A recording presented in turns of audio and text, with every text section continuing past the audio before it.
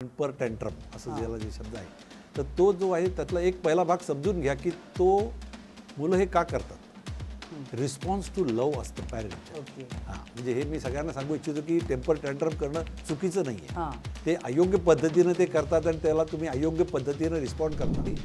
1 वर्ष ते 2.5 वर्षाच्या मुलांमध्ये मोबाईलचा वापर वाढायला लागतो. स्क्रीन टाईम आपण एक लिमिटमध्ये ठेवायला हवं. मग तो लिमिट तरी साधारणतः किती असावा? नमस्कार, मी मंदार मंगेश गावडे तुमचं स्वागत करतोय तुमच्या आवडत्या पॉडकास्टमध्ये, ज्याचं नाव आहे BK टॉक्स. प्रश्न जनसामान्यांचे, उत्तर भांडूप कांजूरकरांचे. आजपासून आपण एक नवीन शृंखला चालू करत आहोत, ज्याचं नाव आहे आरोग्य संजीवनी, ज्यामध्ये आपण विविध डॉक्टर्सना, भांडूप कांजूरमधील स्थायिक डॉक्टर्सना इथे बोलवणार आहोत, त्यांच्याशी गप्पा मारणार आहोत. तर आजचे आपले पहिले पाहुणे आहेत डॉक्टर विलास ऐनापुरे. नमस्कार सर, तुमचं स्वागत करतो. डॉक्टर साहेब, आपली जी वाटचाल आहे, वैद्यकीय वाटचाल आहे, ती नेमकी कशी सुरू झाली? म्हणजे लहानपणापासून आपण बघतो की मी हे होणार, मी ते होणार, म्हणजे तसंच लहानपणापासून तुम्ही ठरवलेलात की बाबा डॉक्टरच व्हायचंय का कसं होतं? तसं काही हे नाही आहे एक्झॅक्ट. सुरुवातीला मी माझं शिक्षण मुंबई बाहेर झालं.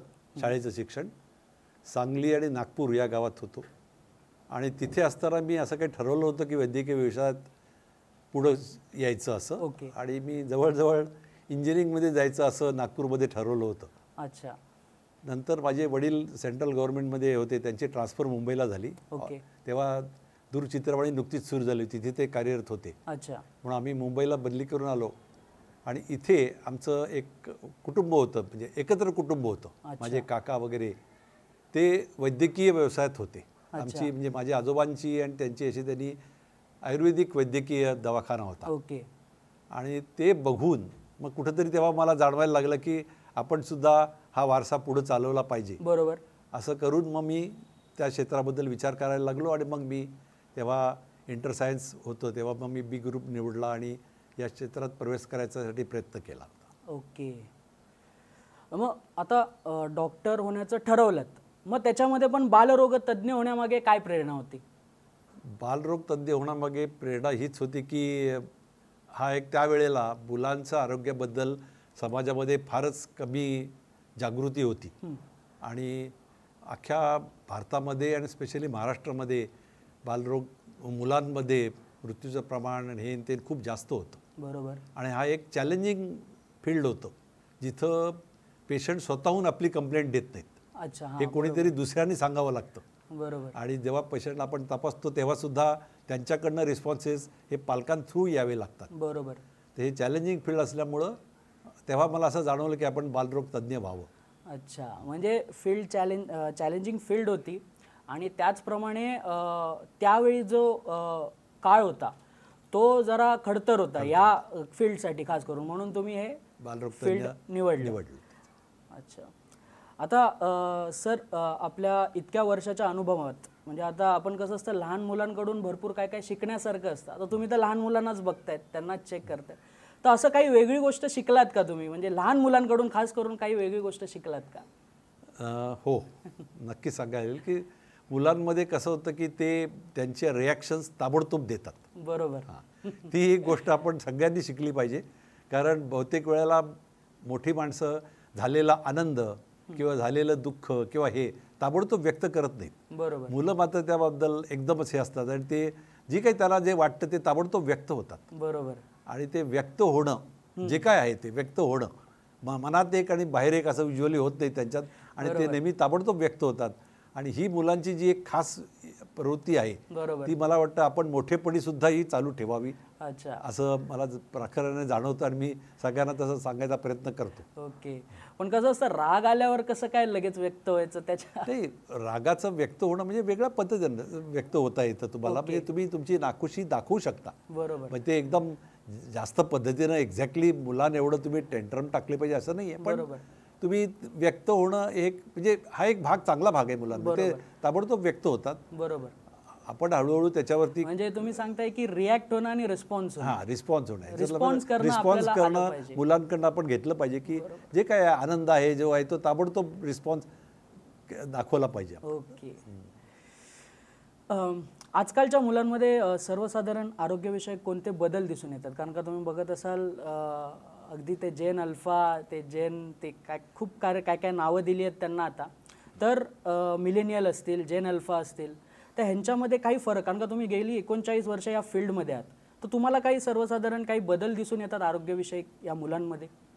आहे. आता जसा काळ बदलत चालला आहे तसं मुलांचे साथीचे रोग, शारीरिक रोग ह्यांचं प्रमाण विविध कारणांनी, म्हणजे लसीकरण, मुलांना लहान कुटुंब असतं त्याच्याकडं चांगलं लक्ष दिलं जातं, त्याच्यामुळे ते रोग हळूहळू आता कमी होत चाललेत.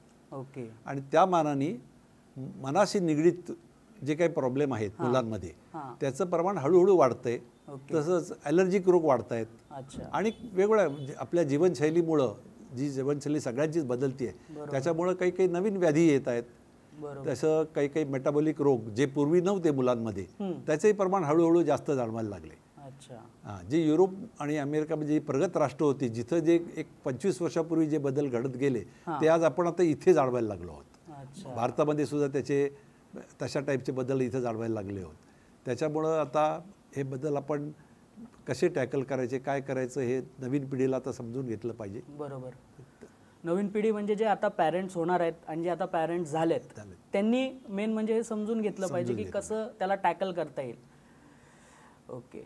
आता तुम्ही जसं बोललात की डिप्रेशन म्हणजे त्यांचे जे मानसिक रोग आहेत ते जास्त बाहेर यायला लागलेत मुलांमध्ये. तर त्याच्यामध्ये एक असा विषय येतो तो म्हणजे शाळकरी मुलांमध्ये जो मोबाईलचा स्क्रीन टाईम आहे तोही एक भरपूर वाढला आहे.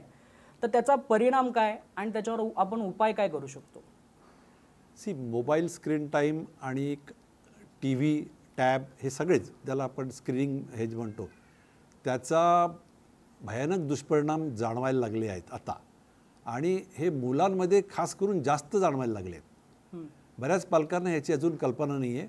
आणि असं मी प्रांजळपणे कबूल करतो की बऱ्याच वैद्यक क्षेत्रातल्या लोकांना ह्याची कल्पना नव्हती की असं काही मुलांमध्ये घडू शकतं. बरोबर.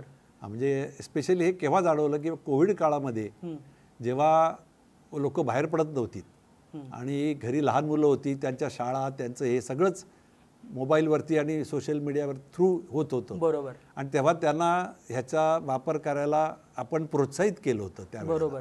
तर त्याचा काय परिणाम होऊ शकतो तेव्हा जाणवलं नव्हतं त्याचा दुष्परिणाम. बरोबर. ती तेव्हा आपण शिक्षण हे ते त्याच्यामुळे ते केलं, पण त्याचे दुष्परिणाम काय होऊ त्याची तेव्हा जाणीव झाली नाही. त्याचे आज आता आपल्याला परिणाम दिसायला लागले, दुष्परिणाम दिसायला लागले आहेत आणि त्याच्यावरती मग नवीन नवीन ॲडव्हायझरी यायला लागले आहेत. तेव्हा एक जाणवला नव्हता असा एक महत्त्वाचा, फार अतिशय महत्त्वाचा मुद्दा म्हणजे अति लहान मुलांमध्ये, स्पेशली 1 वर्ष ते 2.5 वर्षाच्या मुलांमध्ये मोबाईलचा वापर वाढायला लागला. म्हणजे पालक घरात असतात, ते स्वतःचे ह्याच्यावरती काम करत असतात, मूल त्रास देत असतं, बरी त्याला सांभाळायला जास्त कोणी घरं नाही आहे, बाहेर जाता येत नाही, मग मुलाच्या हातात मोबाईल दिला की ते शांत होतं, तुम्ही तुमचे काम करायला मोकळे होतात. बरोबर. आणि मग तुम्हालाही त्याच्याबद्दल एक सुटसुटीतपणा आणि इझी वाटतं की त्याला सांभाळलं. बरोबर. पण त्याचा काय परिणाम होईल ते आपण तेव्हा विचारात घेतलं नव्हतं, कोणीच विचारात घेतलं नव्हतं. बरोबर. आणि तेव्हा आता असं जाणवायला लागलं की मुलांची कम्युनिकेशन स्किल्स म्हणजे दुसऱ्याशी संपर्क करायची कला ही 1 वर्ष ते 2.5 वर्षात विकसित होत असते. बरोबर. आणि ती जर मोबाईलचा अतिवापर सुरू झाला त्या वेळेला तर ती डेव्हलप होत नाही, योग्य पद्धतीनं डेव्हलप होत नाही. ओके. आणि मग त्याच्यामुळं मुलांमध्ये उशिरा बोलणं किंवा ऑटिस्टिक टाईपचे फीचर्स येणं ह्याचं प्रमाण हळूहळू वाढताना दिसतंय. ओके.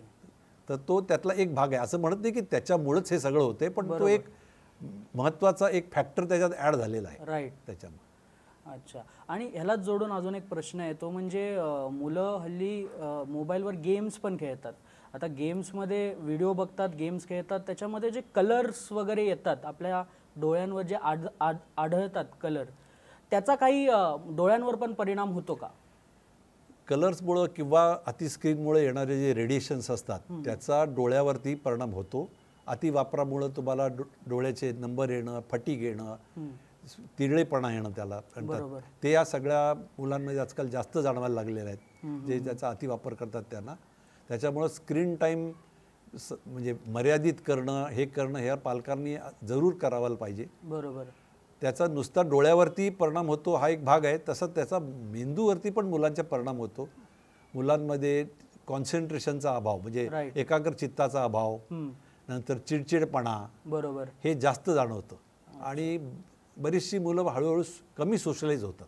राईट. म्हणजे इतर मुलांबरोबर खेळणं किंवा आपले घरगुती जेव्हा समारंभ असतात, फॅमिली मेंबर्स असतात म्हणजे बाकीचे, त्यांच्याबरोबर मिसळणं, त्यांच्याशी हे करणं, त्याच्यात त्यांना कुठंतरी ते आता मागं राहायला लागले. बरोबर. हां, सोशलायझेशनमध्ये त्याचा इम्पॅक्ट दिसायला लागला आहे. एकाच ठिकाणी मोबाईल घेऊन बसलेले बसलं असतं आणि हे पालकही करतात, ते मुलंही त्याचं अनुकरण करतात. त्याच्यामुळे आपल्याला ते जाणवत नाही, पण त्याचा ज्यांची वाढ पूर्ण झाली असते आणि पालक असतात त्यांना थोडं तरी कमी परिणाम होतो, पण मुलांमध्ये त्याचा जास्त परिणाम होतो. आणि त्याचे इफेक्ट आता किती राहतील, कसे राहतील, ते आता काळच ठरवेल. पण ते जे काही चाललंय ते बरोबर नाही आहे एवढं नक्की. बरोबर. आता तुम्ही सांगताय की स्क्रीन टाईम आपण एक लिमिटमध्ये ठेवायला हवं, मग तो लिमिट तरी साधारणतः किती असावा? एक म्हणजे 1 ते 2.5 वर्षाच्या मुलांना, म्हणजे 2.5 वर्षाखालील मुलांना किंवा 3 वर्षाखालील मुलांना चुकूनही मोबाईल देऊ नये. 0, त्यांच्यासाठी तर हा टाईम 0 आहे. ओके. टी व्हीचा सुद्धा त्यांच्यासाठी म्हणून वापर करू नका, पण आता घरी बाकीचे फॅमिली मेंबर बघतायत टी व्ही, तर त्याच्यासाठी तुम्ही तो कमी करावा. बरोबर. कारण पण ते अदरवाईज ते सगळ्या फॅमिली मेंबरला त्याचा इफेक्ट होतो, पण त्यांनी तो कमी वापरावा. मी मूल घरात नसताना टी व्ही बघावा किंवा त्याचे कार्यक्रम लावू नयेत की ज्याच्याकडे तो अट्रॅक्ट होईल असं. ओके. हे कटाक्षाने पाळावे, स्पेशली मूल जर 3 वर्षाहून कमी असेल तर.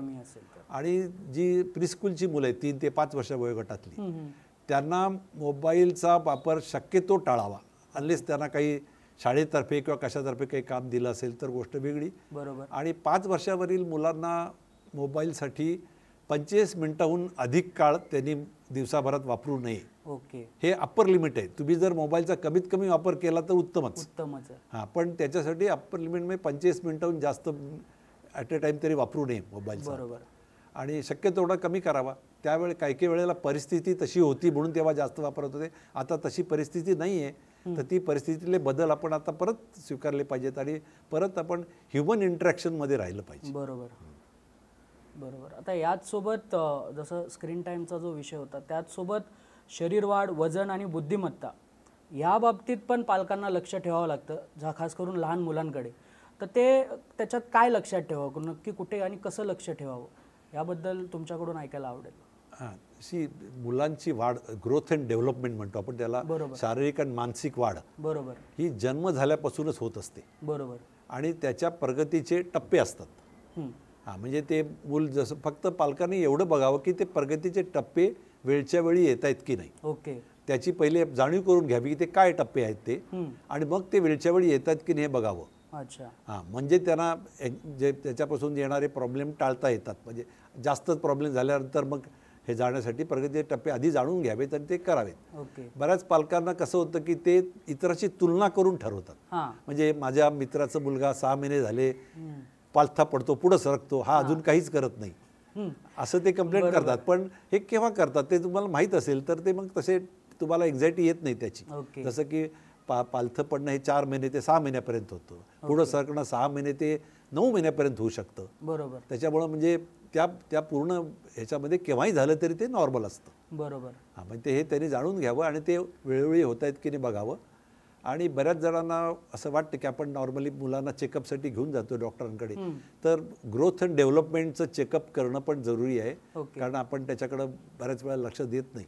तर ही सिंपल गोष्ट आहे. म्हणजे मुलाचं वजन जर योग्य वाढतंय म्हणजे त्याला योग्य पोषण होते आणि त्याला योग्य पद्धतीनं बघितलं पण जाते हे कन्फर्म होतं. म्हणजे मुलांना मानसिकरित्या म्हणजे त्यांची जे काही कारणां, आता सर्व मुलांना सगळ्याच वेळेला सगळं चांगलं मिळतं अशातला भाग नाही. आपण फक्त शहरापुरतंच बोलतो अशातला भाग नाही आहे. सर्व मुलांचा विचार केला तर मुलांच्या मानसिकरित्या त्याची नीट वाढ होती की हे त्याच्या शारीरिक वाढीवरती पण आपण ठरवू शकतो. जे मूल योग्य रीतीनं वाढतंय, जे आपण नुसतं वजन करून बघून सुद्धा फाइंड आउट करू शकतो, ते जर कन्फर्म झालं तर आपण असं अनुमान काढू शकतो की त्याची संपूर्ण नीट त्याला पॅरेंटिंग नीट म्हणजे पालक त्याच्याकडं उत्तमरित्या बघतायत हे आपण कन्क्लुजन काढू शकतो. असं म्हणत नाही प्रत्येक वेळेला, पण एक असं इन जनरल कन्क्लुजन काढू शकतो. आणि त्याच्यात वाढ जर कमी होते तर काहीतरी कुठेतरी प्रॉब्लेम आहे असं आपण फाइंड आउट करू शकतो. ओके सर, आता जसं पावसाळ्याचा विषय आणि पावसाळा आता चालू झाला आहे, चांगल्या प्रकारे आता पडेलही, आषाढी एकादशी गेलेली आहे. तर पावसाळ्यात मुलांसाठी आपण काय काळजी घ्यावी, खास करून लहान मुलांसाठी, नंतर मग जे प्रीस्कूलसाठी असतात आणि नंतर 5च्या वरती, असं जर तुम्ही सांगितलं तर प्रेक्षकांनाही तसं काळजी घेता येईल. पावसाळा आणि त्याच्याबरोबर येणारे साथीचे रोग हा दरवर्षी होणारा प्रॉब्लेम आहे आणि त्याची आपण माहिती काढून घेणं जरुरी आहे. मग आपण त्याच्यावरती प्रतिबंध करू शकतो आणि जर झालं तर केव्हा आणि कशी ट्रीटमेंट करायची ते पण जाणून घेऊ शकतो. बरोबर. आणि भारतामध्ये म्हणजे आपल्या मान्सूनचं सीझन असल्यामुळं आपल्याकडं 4 महिने पावसाळा असतो. साधारणतः जून महिन्यापासून सप्टेंबर ऑक्टोबरपर्यंत असतो. पावसाळ्यामध्ये वातावरण असं बदलतं ज्याच्यामुळं काही व्हायरसेससाठी वातावरण पोषक असतं. त्यांच्या वाढीसाठी आणि त्यांच्या प्रसरणासाठी, म्हणजे त्यांचं उत्पत्तीसाठी आणि त्या रोगाचं प्रसरण होण्यासाठी ते पोषक असतं. त्याच्यामुळं ते साथीचे रोग या पावसाळ्यात वाढतात. दुसरी बाब अशी असते की पावसाळ्यामुळं त्याच वेळेला आपल्याकडं शाळा पण नवीन चालू होतात. आधी सुट्टी असते पण नेमका पावसाळा आणि शाळा सुरू होणं हे एकत्र होतं. आणि आता काय आहे की लहान मुलांना अगदी पार नर्सरीपासूनच किंवा त्याच्या आधी प्री स्कूलपासूनच आपण शाळेत टाकतो. बरोबर. आणि त्याच्यामुळं कसं होतं की शाळेत तुम्ही नवीन शाळेत मुलाला घातल्यावरती तुमचा संपर्क दुसऱ्या मुलांशी वाढतो. त्याच्यामुळं साथीचे रोग भरकन पसरतात. बरोबर. त्याच्यामुळं असं बघण्यात आलं आहे की पावसाळा सुरू झाला की आपल्याकडं मुलांचं आजारपण जास्त होतं. खूप एकदम सडन तिपटीनं वाढतं. आणि बऱ्याच पालकांना असं वाटतं की आम्ही फी भरली तर मुलाला घरी कशाला ठेवावं म्हणून ते थोडी आजारी किंवा अर्धवट बरी झालेली मुलं शाळेत पाठवली जातात आणि तिथून ते मग इतर त्याच्या बाजूच्या मुलांना त्याचा प्रसाद मिळतो, मग त्यांच्यात ते वाढतं. त्याच्यामुळे ते प्रसरण पण त्याचं जास्त होतं. बरोबर. तर तेव्हा हे करण्याचं मी असं सांगू इच्छितो की मुलांना साथीचे रोग असे होऊ शकतात. झाले तर मुलं आजारी पडली तर त्यांना पूर्ण भरोस्तोवर घरी ठेवावं, शाळेत पाठवायची घाई करू नये. हे फक्त त्या मुलासाठी म्हणून नाही तर त्याचा फायदा दुसऱ्या त्याच्या इतर मुलांनाही होतो. बरोबर. तर हे टाळावं आणि शक्यतो करून पावसाळ्यामध्ये म्हणजे पाणी उकळून घ्यावं. ते आपण आता पाहतो, पण एस्पेशली जे छोट्या गावातले लोक आहेत ते पाण्याची काळजी, विशेष पाणी उकळून घ्यावं. बाहेरचं अन्न शक्यतो टाळावं. बरोबर. आणि जर कधीच खायची वेळ आली, स्पेशली शाळेतल्या मुलांना ते म्हणतात की आता आम्हाला कुठेतरी आम्ही जातो तिथं खायचीच वेळ आली तर शिजवलेलंच अन्न खावं, गरम अन्न खावं. म्हणजे तुम्हाला खायचीच वेळ आली तर गरम शिजवलेलंच अन्न खा आणि किंवा पॅक्ड फूड खा, म्हणजे त्याच्याबद्दल आपण गॅरंटी देऊ शकतो. म्हणजे पाण्या किंवा अन्नवाटे होणारे रोग तुम्ही टाळू शकता. आणि या पावसाळ्यासाठी जे काही साथीच्या रोगाच्या ज्या लसी उपलब्ध आहेत त्यावेळी त्यांनी घ्याव्यात आधीच. आपल्याकडं जूनमध्ये पावसाळा सुरू होतो तर त्याच्या आधीच हे साथीचे रोग टाळण्यासाठी ज्या काय लसी उपलब्ध आहेत त्याच्या लसीकरण करून घ्यावं मुलांचं. ओके. तुम्ही लसीकरणाचा विषय काढलाय पण त्या विषयावर मी नंतर येणारच आहे. पण आज तुम्ही जसं म्हणालात की पाणी वगैरे गरम उकळून वगैरे प्यावं. आता त्याच्यामध्ये पण विषय असतो की लहान मुलांचे एक टँट्रम असतो की मला हे नको, मला ते नको. तर त्याच्यामध्ये पालकांनी काय करावं? आता त्याला समजवणं म्हणजे खूप कठीण काम असतं. म्हणजे आता एखादा कुठेतरी शाळेतून बाबा येतोय आणि त्याने रस्त्यावरचा ठेला बघितला तर तो मागेच लागतो. तर मग त्याच्यावरती आपण काय उपाय करू शकतो किंवा काय त्याच्यावर आपण बोलू शकतो? पहिले टँट्रम म्हणजे मुलं जे त्याचा राग व्यक्त करतात किंवा चिडचिडपणा किंवा त्याला आपण टँट्रम म्हणतो मुलांमध्ये, टेम्पर टँट्रम असं ज्याला जे शब्द आहे, तर तो जो आहे त्यातला एक पहिला भाग समजून घ्या की मुलं हे का करतात. तर आणि हे टेम्पर टँट्रम हे रिस्पॉन्स टू लव असतं पॅरेंटच्या. म्हणजे हे मी सगळ्यांना सांगू इच्छितो की टेम्पर टँट्रम करणं चुकीचं नाही आहे. ते अयोग्य पद्धतीनं ते करतात आणि त्याला तुम्ही अयोग्य पद्धतीनं रिस्पॉन्ड करता. कारण स्पेशली मी ज्या क्षेत्रात बाकीच्या ह्याच्यात काम करतो, अनाथ मुलं असतात, ते फार क्वचित टेम्पर टँट्रम हे करतात. कारण त्यांना माहीत असतं की आपण त्यांचं ज्या पद्धतीनं पालक नसल्यामुळं ते ज्या पद्धतीनं टेम्पर टँट्रम करून त्याचा काही उपयोग होत नाही हे त्यांना जाणीव असते. अगदी ताऱ्या मुलालाही जाणीव असते की मी इतकं रडल्यावरती सुद्धा मला अमुक मिळेल हे जाणीव असते, म्हणून ते टेम्पर करतात, टेम्पर टँट्रम करतात. म्हणजे एक त्यातला भाग म्हणजे टेम्पर टँट्रम इज नॉट ॲबनॉर्मल. त्याला आपण कसं रिॲक्ट करावं हे फक्त ठरवावं लागतं. आणि ते ठरवताना आपण नेहमी हे सांगतो की तुम्ही सिग्नल पाळा. आपले सिग्नल असतात ना तसं, रेड, येलो अँड ग्रीन. काही टेम्पर टँट्रम रेड म्हणजे रेड. आता मुलांनी सांगितलं की मला फॅनमध्ये बोट घालायचं असं करतात मुलं. तर सांगतात तिथे सारखं बोट घाल, तर तेव्हा त्याला समजवण्यात वेळ नसतं घालायचं असतं. त्याला हातावर थोडासा हे करून त्याला ताबडतोब बाजूला करणं, दॅट इज रेड. अशा खूप गोष्टी आहेत की जिथं तुम्ही एकदा ठरवलं की, आणि ते दोन्ही पालकांनी पाळावं किंवा घरच्या सगळ्या मोठ्या लोकांनी पाळावं की काही गोष्टींना कितीही मुलांनी हट्ट केला तर नाही म्हणजे नाही. बरोबर. येलो म्हणजे कसं असतं की ते परिस्थितीनुसार तुम्ही हो किंवा नाही म्हणू शकता. बरोबर. हां, म्हणजे काही काही गोष्टी अशा असतात की इतर वेळी चालतात, पण आता ह्याला सुट्टीचे दिवस आहेत तेव्हा मग बाहेर गेला तर थोडं काही खाल्लं किंवा काही हे केलं तर तेव्हा ते अलाउड आहे. परीक्षेचा काळ आहे तर तेव्हा अलाउड नाही आहे. तर अशा म्हणजे अशा खूप काही गोष्टी आहेत की ज्याला परिस्थितीनुसार तुम्ही हो किंवा नाही म्हणू शकता. बरोबर. आणि ग्रीन म्हणजे केव्हाही अलाउड आहे. हां, त्या गोष्टीला तुम्हाला काही हे नसतं. ते मुलाने मागितलं तर सर्व लोकांनी केव्हाही अलाउड असतं. अशा पद्धतीनं तुम्ही त्यांच्याशी व्यवहार केलात तर हे राहतं. स्पेशली रेडचं फार महत्त्वाचं आहे. एका पालकाने नाही म्हटलं, दुसऱ्याने हो म्हटलं तर मुलाला कळतं पुढल्या वेळेला कोणाकडे हट्ट करावा. बरोबर. तर त्याच्यासाठी आधीच बोलून तुम्ही काही काही गोष्टी का नाहीत आणि का नाही म्हणायच्या आणि का द्यायच्या नाहीत हे आधीच ठरवावं आणि ते स्ट्रिक्टली पाळावं. म्हणजे मुलांचा हट्ट करणं थोडं कमी होईल. असं म्हणत नाही मी की कमी होणं, कारण मी जसं सांगितलं हट्ट करणं हा एक तुम्ही जे पालक मुलावरती जे प्रेम करतात त्याचा रिस्पॉन्स म्हणून मुलं ते करत असतात. ते सारखं तुम्हाला जोखवत असतात की तुमचं किती आपण असं केलं की असं होतं, आणि ते असंच करत नाही कारण त्यांना पूर्ण जाणीव असते की मी हट्ट केल्यावर माझा हट्ट पुरवला जाणार. बरोबर. म्हणून ते एवढं त्यांचे एनर्जी एफर्ट्स त्याच्यात घालतात हट्ट करण्यावरती. आता जसं पावसाळ्याचा विषय झाला तसं उन्हाळा आणि हिवाळ्यामध्ये पण मुलांचे आरोग्य बिघडत असतात, तर त्यावेळी आपण काय सांभाळू शकतो, म्हणजे कसं सांभाळू शकतो ॲज अ पॅरेंट, आपण काय सांभाळू शकतो किंवा काय प्रिकॉशन्स घेऊ शकतो या बाबतीत? उन्हाळ्याबद्दल बोलायचं झालं तर उन्हाळ्यामध्ये साथीचे रोग आणि हे रोग कमी असतात. बरोबर. त्याचं कारण टेम्परेचर पोषक नसतं. दुसरं शाळांना सुट्टी पण असतात. एकमेकांची वातावरण रोग पसरायला मदत करत नाही. बरोबर. त्यावेळेला वेगळ्या प्रकारचे प्रॉब्लेम होऊ शकतात, जसे पाण्यावाटे होणारे काही रोग किंवा उन्हामुळे होणारे काही दुष्परिणाम, शरीरावरती फोडी येणं किंवा अशा वेगवेगळ्या प्रकारचे उन्हाळ्याचे रोग होऊ शकतात. तर त्याच्यासाठी तुम्ही प्रिपेअर राहिलं पाहिजे. मुलांना कुठे पाठवायचं असेल तर सनस्क्रीन लावणं किंवा काय प्रकारची काळजी घेणं, टोपीचा वापर करणं, छत्रीचा वापर करणं, अशा पद्धतीची काळजी तुम्ही घेऊ शकता. आणि सगळ्यात महत्त्वाचं म्हणजे आजकाल शहरात राहणारे किंवा गावात राहणारे सुद्धा बरेच पालक विचारतात की AC आम्ही काय करावा, AC वापरावा की नाही, किंवा वापरावं तर किती वापरावा, काय करावं. तर ह्याच्याबद्दल मी असं सांगू इच्छितो की मुलांना ते सर्व वातावरणाशी ॲडजस्ट करून घ्यायला त्यांचं शरीर तयार असतं. बरोबर. शेवटी सवय पालक म्हणून आपणच लावतो. बरोबर. म्हणजे असं नाही की ज्यांच्या घरी AC नाही ती मुलांना काही प्रॉब्लेम होईल. त्यांना शेवटी मुलांचं शरीर कुठल्याही वातावरणाशी ॲडजस्ट होऊ शकतं. बरोबर.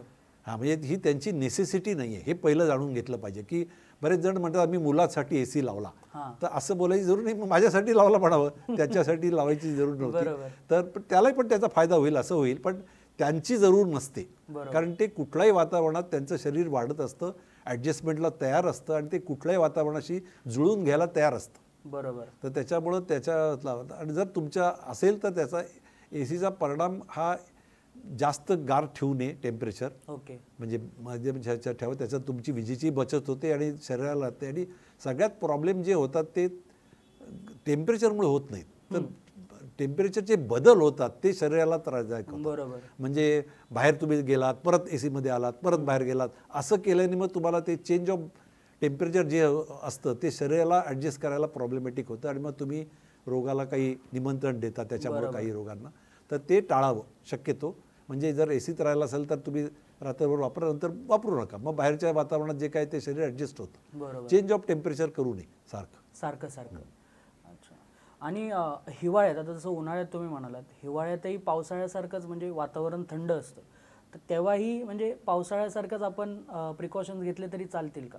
हां, हिवाळा तर कसं आहे की आपल्या भारताबद्दल बोलायचं झालं तर हिवाळा वेगवेगळ्या ठिकाणी वेगळा असतो. जसा मुंबईमध्ये आपण हिवाळा नावाचा काही भाग आहे असं मला वाटत नाही, पण काही काही ठिकाणी हिवाळा बऱ्यापैकी असतो. बरोबर. आणि त्यात एवढे सांगतो की लहान मुलांना स्पेशली जेवढं वय कमी तेवढं त्यांना टेम्परेचरचा प्रॉब्लेम असतो. त्यांना थंडी चालत नाही मुलांना. आम्ही थंडीला ॲडजस्ट करायला त्यांचं शरीर एवढं तयार नसतं.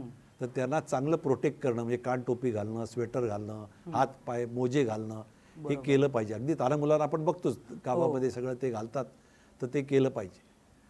आणि त्याच्यामुळं त्याच्या थंडीचं प्रोटेक्शन मुलांसाठी स्पेशली नक्की घ्यावं, कारण ते कमी टेम्परेचरला म्हणजे जे तापमान कमी आहे त्याला ते त्यांचं शरीर लवकर अडॉप्ट होऊ शकत नाही. त्याच्यामुळं मग श्वसनाचे विकार, निमोनिया वगैरे व्हायची शक्यता जास्त होते आणि ते त्याचे पाळावं.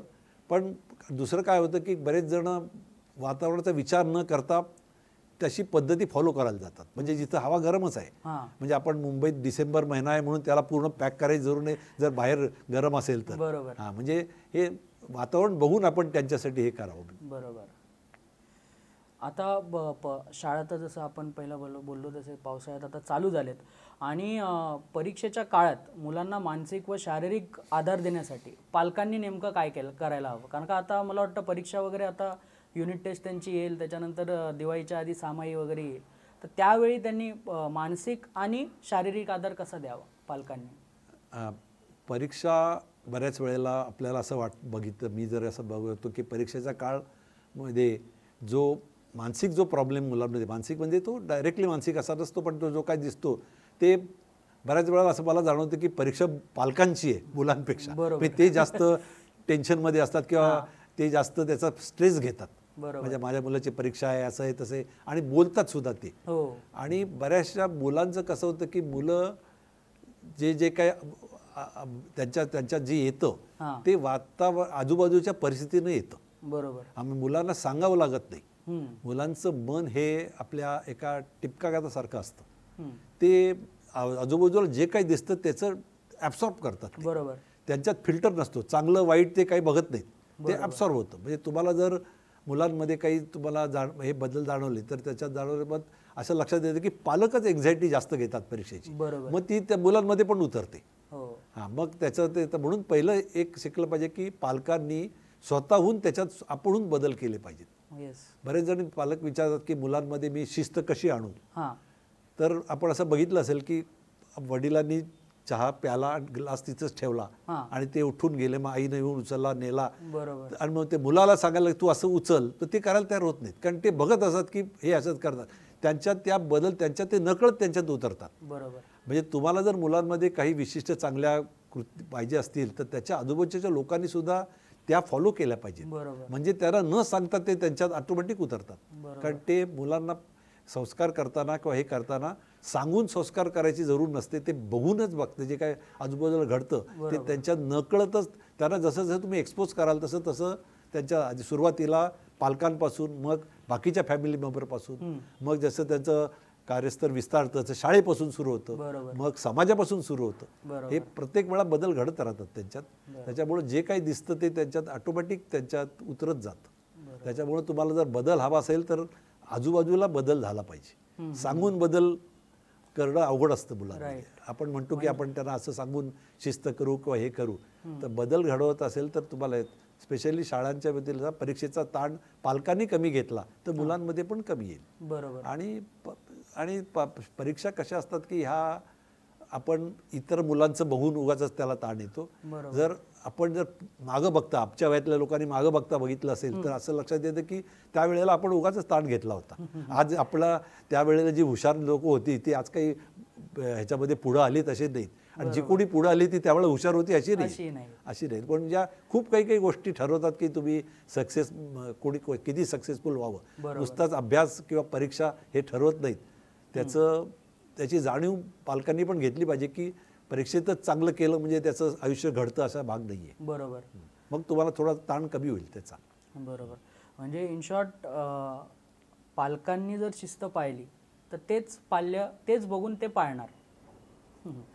सामान्य सर्दी आणि ताप, खोकला या बाबतीत कसं आहे, घरी उपचार आपण करावे की डॉक्टरांकडे जावं, याबद्दल तुम्ही काय बोलाल? कारण का काही लोकांना कसं असतं की जाऊ दे ना, साधा ताप आहे किंवा साधी सर्दी आहे, कशाला डॉक्टरांकडे जायचं, असे काही जण बोलतात आणि घरी राहतात, आणि मग ती इमर्जन्सी सिच्युएशन येतेच.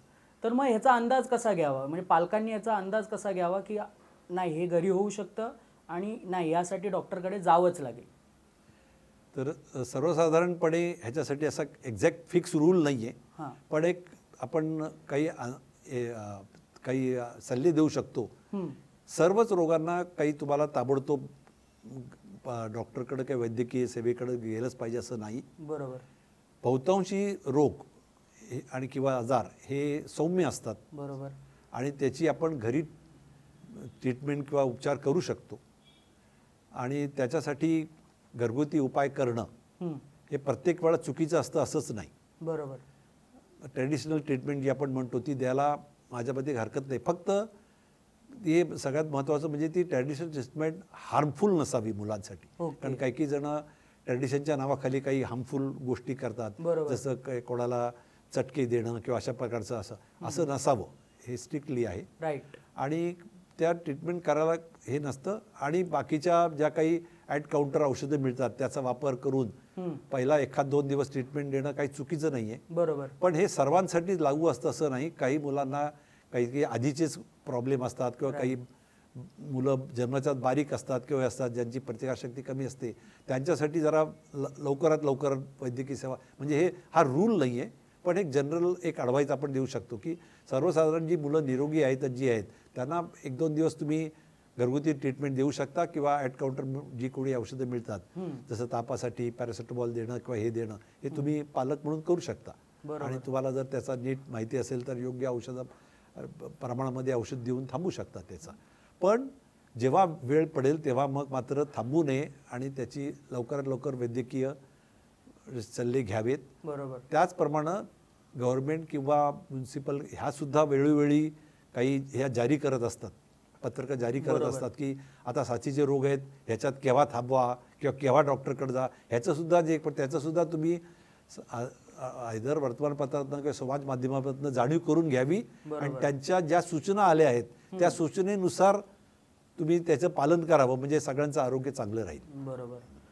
आणि सर ह्यालाच एक धरून तुम्ही आता जसं इम्युनिटी पॉवरबद्दल बोललात, कोरोनामध्ये हा एक मोठा विषय होता की इम्युनिटी कमी आहे, इम्युनिटी जास्त आहे. आणि आत्ता तुम्ही जसं बोललात की इम्युनिटी एखाद्याची कमी असेल तर मग आता त्याच्यासाठी पण काही औषधं एक दिलं जातं लहान मुलांना की इम्युनिटी पॉवर याच्यामुळे तुझी चांगली राहील. तर ते कितपत योग्य आहे? म्हणजे ते औषधं जे असतात काही आयुर्वेदिक असतात आणि काही वेगवेगळ्या प्रकारचे असतात, तर ते देणं योग्य आहे की अयोग्य आहे? इम्युनिटीबद्दल आपल्याला फार म्हणजे बऱ्याच जणांना चुकीची माहिती असते. बरोबर. इम्युनिटी ही प्रत्येकाची थोडी थोडी वेगळी असू शकेल पण इन जनरल इम्युनिटी ही सगळ्यांची सारखीच असते. अतिशय क्वचित जन्मजात होणारे इम्युनिटीचे रोग असतात जे जेनेटिक असतात ज्यांच्यामध्ये त्यांची इम्युनिटीच बनत नाही. ते अतिशय क्वचित आहेत, लाखात एकाला किंवा इतक्या प्रमाणामध्ये कमी आहेत ती. तर त्यांचा भाग सोडला तर इतर सर्वांमध्ये इम्युनिटी थोड्याफार फरकानं चांगलीच असते. आता ती नॉर्मल मुलांमध्ये किंवा माणसांमध्ये ती कशी नॉर्मल राहील तर तुमचा आहार योग्य असेल, तुम्ही वेळोवेळी ज्या काही लसी घेत आहेत त्या जर घेत असाल आणि तुमचं बाकीचं स्वच्छता पाळणं हे करणं हे सगळं ठीक असेल तर तुमची इम्युनिटी चांगली असते. मग त्याला काही औषधं देऊन ती वाढवता येते हे मला तर वाटत नाही तसे काही जरूर असते म्हणून. आता करोनाच्या काळामध्ये तो भाग वेगळा होता कारण तेव्हा त्या रोगाबद्दलच कोणालाच माहीत नव्हतं. इव्हन वैद्यकीय क्षेत्रातला काम करणाऱ्या लोकांनाही माहीत नव्हतं की हा व्हायरस कसा पसरतो, म्हणजे पसरतोपेक्षा हा कसा शरीरामध्ये जातो आणि कसा काय रोग उत्पन्न करतो, त्याच्यापासून कसं लढावायचं अपूर्ण ज्ञान होतं. ते जसं जसं काळ गेला तसं तसं ज्ञान होत गेलं, मग ॲडवाईस सारखे बदलत गेले. पण आपण तेवढाच त्या भागात अडकून राहिलो की इम्युनिटी लो इम्युनिटी हायमध्ये. पण तशी हे नसते. थोडीफार फरकमध्ये इम्युनिटी कमी जास्त असू शकते पण अमुक घेतल्याने ती वाढते अशापेक्षा जर तुमची जीवनशैली ही योग्य पद्धतीनं असेल तर बहुतांशी लोकांमध्ये इम्युनिटी बऱ्यापैकी चांगली असते. आणि सर आता मुलांमध्ये जी ॲलर्जी वाढत आहे असे तुमच्याकडे काही प्रकरणं येत असतील नक्कीच, तर त्यासाठी काय प्रतिबंधात्मक उपाय आपण करू शकतो आणि खास करून पॅरेंट्सना तुम्ही काय सल्ला देऊ शकाल या बाबतीत? ॲलर्जी वाढते त्याला खूप कारणं असू शकतात पण त्यातलं मला एक जे जाणवलं म्हणजे बऱ्याच जणांना माहिती येते ते जाणवलं म्हणजे आपण जसं कसं प्रगत होत जातो तसं साथीच्या रोगावर नियंत्रण मिळवत जातो. बरोबर. म्हणजे साथीचे रोग म्हणजे बॅक्टेरिया व्हायरस ह्याच्यापासून होणाऱ्या रोगावर नियंत्रण मिळवत जातो. बरोबर. आणि मग ते रोग तुम्हाला कमी होतात मुलांपासूनच. ते कमी झाल्यामुळं तुमची जी आपल्या शरीराची जी इम्युनिटी असते ती ही as a response to something तयार होते. बरोबर. आता तुम्ही जर इन्फेक्शनच कमी केलेत, टोटल इन्फेक्शन कमी केलेत, मग ती इम्युनिटी तुमची योग्य पद्धतीनं बाहेर येत नाही. बरोबर. आणि मग ती नको त्याला चुकीच्या पद्धतीनं हे करते. म्हणजे ज्याला रिस्पॉन्ड करायला नको त्याला ती रिस्पॉन्ड करते. त्याला आपण ॲलर्जी म्हणतो. ओके. म्हणजे ज्या गोष्टीला तुम्ही रिस्पॉन्ड नको करायला पाहिजे, तुमच्या शरीराने रिस्पॉन्स दिला नाही पाहिजे, त्याला ते जास्त रिस्पॉन्ड करतात उगाच. बरोबर. मग त्याला आपण ॲलर्जी. पण तसे ॲलर्जिक रोग हे म्हणजे आपण पाश्चात्य देशात बघितलं, जिथं हे 25, 30, 50 वर्षापूर्वीच त्यांनी सगळे इन्फेक्शनवरती काबू मिळवायचा प्रयत्न केला होता, केला, तर त्यांच्यात ॲलर्जीचे रोग तेव्हा वाढले आणि अजूनही ते वाढलेलेच आहेत. तसे आपल्याकडं पण आता ते वाढणार. त्याचं एक कारण इन्फेक्शनचं आहे. आता असा एक विचार यायला लागलाय की सौम्य प्रमाणामध्ये इन्फेक्शन आलेली चांगली मुलांमध्ये तरी, म्हणजे तुम्हाला तुमची नॉर्मल जी नॅचरल इम्युनिटी डेव्हलप होते ती तरी होत राहील. त्याच्यामुळं पालकांनी सौम्य जी इन्फेक्शन्स असतात, जी साथीचे रोग असतात त्याच्याबद्दल, म्हणजे जसं सर्दी, खोकला, ताप मायनर आहेत, त्याच्याबद्दल एन्झायटी घेऊ नये. हे झालं तर चुकीचं नाही आहे. त्याने मुलाची इम्युनिटीज डेव्हलप होत असते. आणि फक्त त्या 2 गोष्टी पाळाव्यात की ते त्यांची त्या इन्फेक्शन्समुळे त्यांची ग्रोथ अफेक्ट होत नाही हे बघावं. म्हणजे तुम्हाला कळतं की ते सिरियस टाईपचे नाही आहेत. दुसरं म्हणजे ते सिव्हिअर नसावेत, त्याला हॉस्पिटलाइज करावं लागते, म्हणजे ते तेवढे सिरियस इन्फेक्शन नाही आहे तर ते गोष्ट वेगळी. पण मायनर इन्फेक्शन झाले आणि ते सारखे झाले तर माझ्या मुलाची इम्युनिटी कमी आहे असं अनुमान काढू नये. त्याचा मायनर इन्फेक्शनचा तुम्हाला थोडासा फायदाच होतो. म्हणजे जो होतो तो आता जाणवतोय, शरीराला फायदाच होतो, थोडा फायदा होतो त्याचा, कारण तुमची इम्युनिटी राईट वेने डेव्हलप होत असते. तुम्ही जर ती तशी होऊ नाही दिली तर तुमच्यात ॲलर्जिक रोग आणि हे ते काही प्रकारचे ऑटो इम्युन रोग किंवा कॅन्सरचं प्रमाण हे वाढतं, नेहमीच वाढतं. ओके सर, जसं आपण स्टार्टिंगलाच बोललो लसीकरणाबद्दल, तर आता लसीकरण हे किती महत्त्वाचं आहे आणि आजच्या पिढीत त्याबद्दल काय पाहायला मिळतं? म्हणजे आता जे पॅरेंट्स आहेत ते लसीकरणाला किती, कारण का आधी लसीकरणाला भरपूर म्हणजे पालकांमध्ये भरपूर त्या बाबतीत मिसकन्सेप्शन्स होत्या. तर आता लसीकरण किती महत्त्वाचं आहे आणि त्यांचं पालक त्यांना कसे काय रिॲक्ट करतात? लसीकरण हा एक अतिशय महत्त्वाचा मुलांमध्ये असलेला त्यांच्या हेल्थच्या दृष्टीनं महत्त्वाचा भाग आहे. याची जाणीव अख्ख्या जगाने घेतली आहे. वर्ल्ड हेल्थ ऑर्गनायझेशनपासून घेऊन आपल्या central government, state government, municipality सगळ्यांनी त्याची पूर्णपणे जाणीव घेतलेली आहे की तो एक मुलांचं जर आरोग्य आणि मोठ्यांचे आरोग्य चांगलं राहायचं असेल, ठेवायचं असेल तर लसीकरण हा त्यातला एक अविभाज्य भाग आहे. कारण त्याचं कारण हे कमी पैशामध्ये जास्त म्हणजे रिझल्ट देणारं एक माध्यम आहे की ज्यानं तुम्हाला हेल्थच्या दृष्टीनं मोठा परिणाम जाणवतो, चांगला परिणाम जाणवतो आणि ज्याच्यासाठी तुम्हाला एफर्ट्स कमी लागतात. म्हणजे पैशाचे एफर्ट, मनुष्यबळ सगळंच कमी लागतं. तर ती जाणीव झाल्यामुळं मग त्याचं लसीकरणाचं हे झालं की खूप इन्फेक्शन्स, म्हणजे काही 100 वर्षापूर्वी आपल्याकडे म्हणजे इन्फेक्शन होऊन म्हणजे मृत्यूदर इतका जास्त होता, त्याच्यावर आपण नियंत्रण मिळवायला एकमेव म्हणजे त्यातला एक महत्त्वाचा, सगळ्यात महत्त्वाचा लसीकरण हा एक भाग होता. आणि ज्याचा परिणाम शहरातच नाही, सर्व दूरपर्यंत, अगदी खेड्यापाड्यात, आदिवासी पाड्यापर्यंत पोचतो.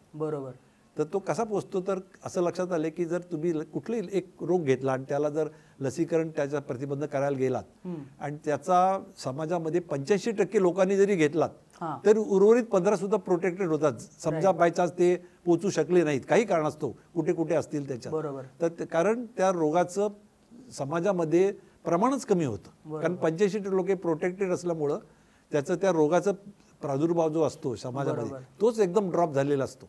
त्याच्यामुळे त्याचा परिणाम 100% लोकांमध्ये पोचतो. तर त्या दृष्टीनं हा एक महत्त्वाचा, म्हणजे इंडिव्हिज्युअल लेवलला तुमच्या ते लक्षात येत नसेल की आपण ही लस घेतो, नाही घेतली काय फरक पडतो, पण त्याचा परिणाम खूप म्हणजे दूरवर परिणाम असतो आणि त्या मानाने त्याचा खर्च फार कमी आहे. पण खर्चाच्या दृष्टीनं त्यातनं येणारा त्याचा, आता आम्ही गेल्या काही वर्षात बघतोय की मुलांमध्ये होणारा निमोनिया आणि भारतामध्ये जुलाबाने, अतिसारामुळं मुलांची मृत्यूदराची संख्या खूप होती. स्पेशली गावागावामध्ये आपण वाचायचो, आदिवासी पाड्यांमध्ये इथं खूप होती. आणि जेव्हा गव्हर्नमेंटनी रोटा व्हायरसचं लसीकरण त्यांच्यातर्फे सर्वांना फ्री द्यायला सुरुवात केली, इव्हन निमोकोकल वॅक्सिन पण गेले 4 वर्ष ते फ्री द्यायला लागले, तेव्हा 4 वर्षामध्ये खूप ड्रास्टिक फॉल झाला आहे ह्याच्या रोगाचा प्रसारामध्ये आणि त्यांचं व्यक्तिगत आयुष्य सर्व मुलांचं म्हणजे आपल्या इंडिव्हिज्युअल याचा विचार न करता आपण सगळ्यांचाच विचार केला तर त्यात खूपच फरक पडला आहे. तर त्या गोष्टी त्याच्यामुळे लसीकरण करावं.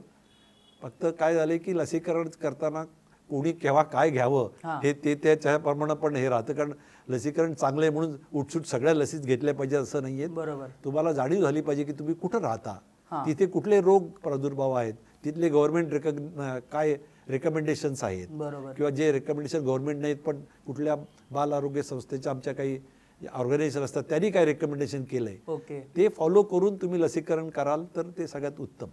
हां, फक्त ही लस अवेलेबल आहे, अमेरिकेत ही लस मिळते म्हणून भारतात मला मुंबईत ही घेतलीच पाहिजे असं काही नाही आहे. कारण काही ठिकाणी काही वेगळे, स्पेशली आता आफ्रिकेमध्ये असाल तर तिथं येलो फीवर नावाचा रोग आहे तो तिथल्या पुरताच मर्यादित आहे. त्याची लस आज मुंबईत मला घ्यायची जरूर नाही. असे असंख्य काही रोग आहेत की ज्याची लस उपलब्ध आहे पण ती त्या भागात राहणाऱ्या लोकांना जरुरी नाही आहे. बरोबर. तर त्याचं रेकमेंडेशन आपण माहितीपूर्वक आयदर वाचून किंवा डॉक्टरी सल्ल्याने करावं. ओके. त्यामुळे तुम्ही म्हणताय की prevention is always better than cure. Always better than cure. त्याच्यासाठी थोडा जरी प्रयत्न केला तरी त्याचा तुम्हाला त्याचा जाणीव होतेच. बरोबर. हां, झाल्यानंतर त्याचं सगळ्यांनाच काही जणांना ज्याचे कॉम्प्लिकेशन होतात मग त्यांना वाईट वाटतं की आपण हे आधीच प्रिव्हेंट करता आलं असतं म्हणून. आणि लसीकरणाचे आता केंद्र वगैरे म्हणजे कुठे असतात, म्हणजे गव्हर्नमेंटचे असतील, प्रायव्हेट पण असतात का, याच्याबद्दल जरा माहिती दिलात? नाही, लसीकरणाची गव्हर्नमेंटनी लसीकरणाबद्दल प्रोग्राम घेतलेला आहे आणि त्याचा सर्व भारतामध्ये सर्व ठिकाणी सर्व प्राथमिक आरोग्य केंद्रामध्ये शहरांमध्ये जिथं जिथं गव्हर्नमेंटच्या डिस्पेन्सरी तिथे तिथे लसीकरणाची केंद्र अवेलेबल आहेत आणि तिथून मोफतमध्ये ज्या गव्हर्नमेंटनी स्पॉन्सर ज्या रेकमेंड केलेल्या लसी उपलब्ध केलेल्या आहेत आणि ज्या मिळतात आणि त्या अतिशय चांगल्या आहेत. असं नाही की बऱ्याच जणांचा समज असा असतो की गव्हर्नमेंटतर्फे दिलेल्या लसी ह्या निष्कृत पद्धतीच्या असतात किंवा त्या खराब पद्धतीने दिल्या जातात असं नाही आहे. तर त्यासुद्धा सेम कंपनीज त्यांच्यासाठी बनवून देतात, फक्त त्यांची पॅकेजिंग त्यांची जी काही नीड आहे त्या पद्धतीने वेगळं केलं जातं. पण सेम कंपनीज त्या लसी बनवतात आणि त्या लसी गव्हर्नमेंटला सुद्धा देतात आणि त्याच लसी वेगळ्या पॅकेजिंगमध्ये प्रायव्हेट ह्याच्यासाठी वापरासाठी सुद्धा त्या डिस्ट्रीब्यूट केल्या जातात. त्याच्यामुळं लस कुठं घ्यावी हे प्रत्येकाने आपापल्या सोयीनुसार आणि तुमच्या ह्याच्यानुसार ठरवावं. त्याच्यात हे काही नाही. आणि गव्हर्नमेंटच्या म्हणजे काय लसी वेगळ्या नसतात आणि त्या चांगल्या असतात, त्याचा परिणामही चांगला असतो. बरोबर. त्यासुद्धा तुम्हाला कन्व्हिनियंट नसतील किंवा असतील तर तुम्ही प्रायव्हेटमधनं लसी घेऊ शकता, त्याही चांगल्याच असतात. इंडिव्हिज्युअल तुमच्या सोयीनुसार तुम्हाला दिल्या जातात, म्हणजे तुम्हाला त्याच वेळेला त्याच ठिकाणी जाऊन घ्यावं लागतं असं नाही. काही काही लसी गव्हर्नमेंटच्या शेड्यूलमध्ये नाही आहेत पण त्या रेकमेंड केलेल्या असतात, त्या प्रायव्हेटमधनं घेणं पण चांगलं आहे. त्याचं काही तुमच्या हेल्थच्या दुकान जसं मी म्हटलं की prevention is always better than cure, तर त्याच्यामुळे त्याचा प्रिव्हेन्शनसाठी त्याचा वापर करावा. बरोबर. तर त्याच्यामुळं त्याचं हे नाही आहे, कुठेही घेतलं. आणि प्रायव्हेटमध्ये प्रत्येक पेडियाट्रिशियन किंवा यांच्याकडं त्या लसी उपलब्ध असतात आणि त्या दिल्या जातात त्यांच्याकडे. ओके. आणि अजून एक असा एक विषय जसं लसीकरणाचा विषय, त्याच्याबद्दल भरपूर मिसकन्सेप्शन्स आहेत आणि अजून एक असा विषय त्याचा भरपूर टॅबू केला आहे आणि मिसकन्सेप्शन्स पण आहेत, तो म्हणजे ब्रेस्ट फिडिंगबद्दल, म्हणजे जे स्तनपान जे लहान मुलांना केलं जातं त्याबद्दल. तर या क्षेत्रात आता तुम्ही काम करताय, हे तुम्हाला जाणवतं का काही मिसकन्सेप्शन पालकांमध्ये आहेत का? ब्रेस्ट फिडिंग म्हणजे स्तनपान करणं ही प्रत्येक नवजात मुलाचा हक्क आहे. बरोबर. हे आपण जाणून घेतलं पाहिजे कारण तो त्याचा जन्मसिद्ध हक्क आहे. बरोबर. बऱ्याच जणांना हे लक्षात येत नाही. बरोबर. पण त्याच्या दृष्टीनं, कारण आपण बघितलं असेल की मानवजात सोडा सर्व प्राण्यांमध्ये, सस्तन प्राण्यामध्ये जिथं जिथं आहे तिथं तिथं सर्व त्यांची मुलं आईच्या दुधावरतीच वाढतात. बरोबर. ते वाढतात त्याचं कारण की हे आईचं दूध हे नुसतं दूध नसतं. बऱ्याच लोकांना काय वाटतं की ते आपण रिप्लेस करू शकतो कशाने. बरोबर. आम्ही 1000 रुपयाचा डबा दिला तो अतिशय भारी आहे असं त्यांना वाटतं, पण तसं नाही आहे. तर आईच्या दुधाला पर्याय नाही हे पहिलं जाणून घेतलं पाहिजे. बरोबर. त्याचे हे आईचं दूध हे नुसतं दूध नाही आहे, तर ह्या दुधात मुलांना सर्व प्रकारचे न्यूट्रिशन, प्रोटीन, फॅट सगळं मिळतंच. त्या व्यतिरिक्त त्यांना रोगापासून झगडायची थोड्याफार प्रमाणामध्ये अँटीबॉडीज किंवा शक्ती पण मिळते. शक्ती मिळते. तिसरा महत्त्वाचा भाग म्हणजे त्याच्यातनं त्यांना आईचं प्रेम मिळतं. बरोबर. जो टच मिळतो, जो सुरक्षितता जे भावना त्यांच्या तयार होते बरोबर. आणि त्यांच्या वाढीला, मानसिक वाढीला आणि त्यांच्या पोषणासाठी ती फार जरुरी असते. बरोबर. तर तो एक महत्त्वाचा भाग आहे की त्याच्यासाठी हे सगळंच मिळतं. आणि चौथा भाग म्हणजे तो एकदम फ्री आहे. ब्रेस्ट फिडिंग हे फ्री आहे. Right. त्याच्यामुळं अनफॉर्च्युनेटली बऱ्याच लोकांना फ्री गोष्टीचं महत्त्व पटत नाही. जी गोष्ट फ्री असते ती आपल्याला नेहमीच वाटते की ती चांगली असेल असं नाही. बरोबर. जी जेवढी गोष्ट महाग तेवढी आपल्याला वाटते ती जास्त चांगली असेल. बरोबर. पण तसं नाही, इथं तर उलट आहे. आईचं दुधाला पर्याय नाही, सगळ्यांनी द्यावं. अतिशय क्वचित कोणाला द्यायचा, काही वैद्यकीय कारणास्तव प्रॉब्लेम आला तर ते वैद्यकीय सल्ल्याने वरचं दूध द्यावं. ओके. म्हणजे हे होणार नाही. आणि ते हे जर जाणून घेतलं तर तुम्हाला हे होईल. आणि त्या ब्रेस्ट फिडिंगबद्दलचे जे मिसकन्सेप्ट असतात, स्पेशली शहरातल्या काही स्त्रियांमध्ये की डिस्फिगरमेंट होते किंवा आम्हाला असं होतं तसं होतं, ते तसं नाही आहे, उलटं आहे खरं. प्रेग्नन्सीमध्ये जे आईचं नैसर्गिकरित्या जे वजन वाढतं ते मुलाच्या वाढीसाठी असतं आणि त्यांनी ब्रेस्ट फिडिंगसाठी ते डेव्हलप केलेलं असतं निसर्गाने. तुम्ही जर ब्रेस्ट फिडिंग करत गेलात तर ते सगळं वजन म्हणजे ते तुमचे फॅट बीट सगळं दुधावाटे मुलाकडे निघून जातं आणि तुम्हाला बॅक टू नॉर्मल व्हायला ॲक्च्युली ते हेल्प करतं. ब्रेस्ट फिडिंग करण्याने तुम्हाला बॅक टू तुमचं जे आधीचं जे शरीर आहे ते तुम्ही 6 महिने वर्षभरात मध्ये परत तुम्ही नॉर्मलला येऊ शकता. बरोबर. त्याला हेल्प करते. हे बऱ्याच जणांना माहीत नसतं. ओके. त्याला वाटतं की ब्रेस्ट फिडिंग केलं डिस्फिगरमेंट होते, तसं नाही, उलट आहे. तुम्हाला तुमचं जे डिलिव्हरीच्या आधीचं जे शरीर जे आहे ते तुम्ही लवकररित्या जर ब्रेस्ट फिडिंग केलं तर अचीव करता येतं. अच्छा. तर जसं तुम्ही बोललात की वरचं दूध म्हणजे जे बाहेरचं दूध असं पावडर असतात ते आता काही लोक म्हणतात की जर बाळ जास्त रडत असेल तर मग ते लगेच ते वरचं दूध दिलं जातं, मग तो शांत होतो. तर हे कितपत बरोबर आहे? ही मूल जास्त रडल्याची कारणं खूप आहेत. आणि ती कारणं जाणून न घेता बरेच जण सल्ला देतात पालकांना की रडतोय म्हणजे त्याचं दूध कमी आहे.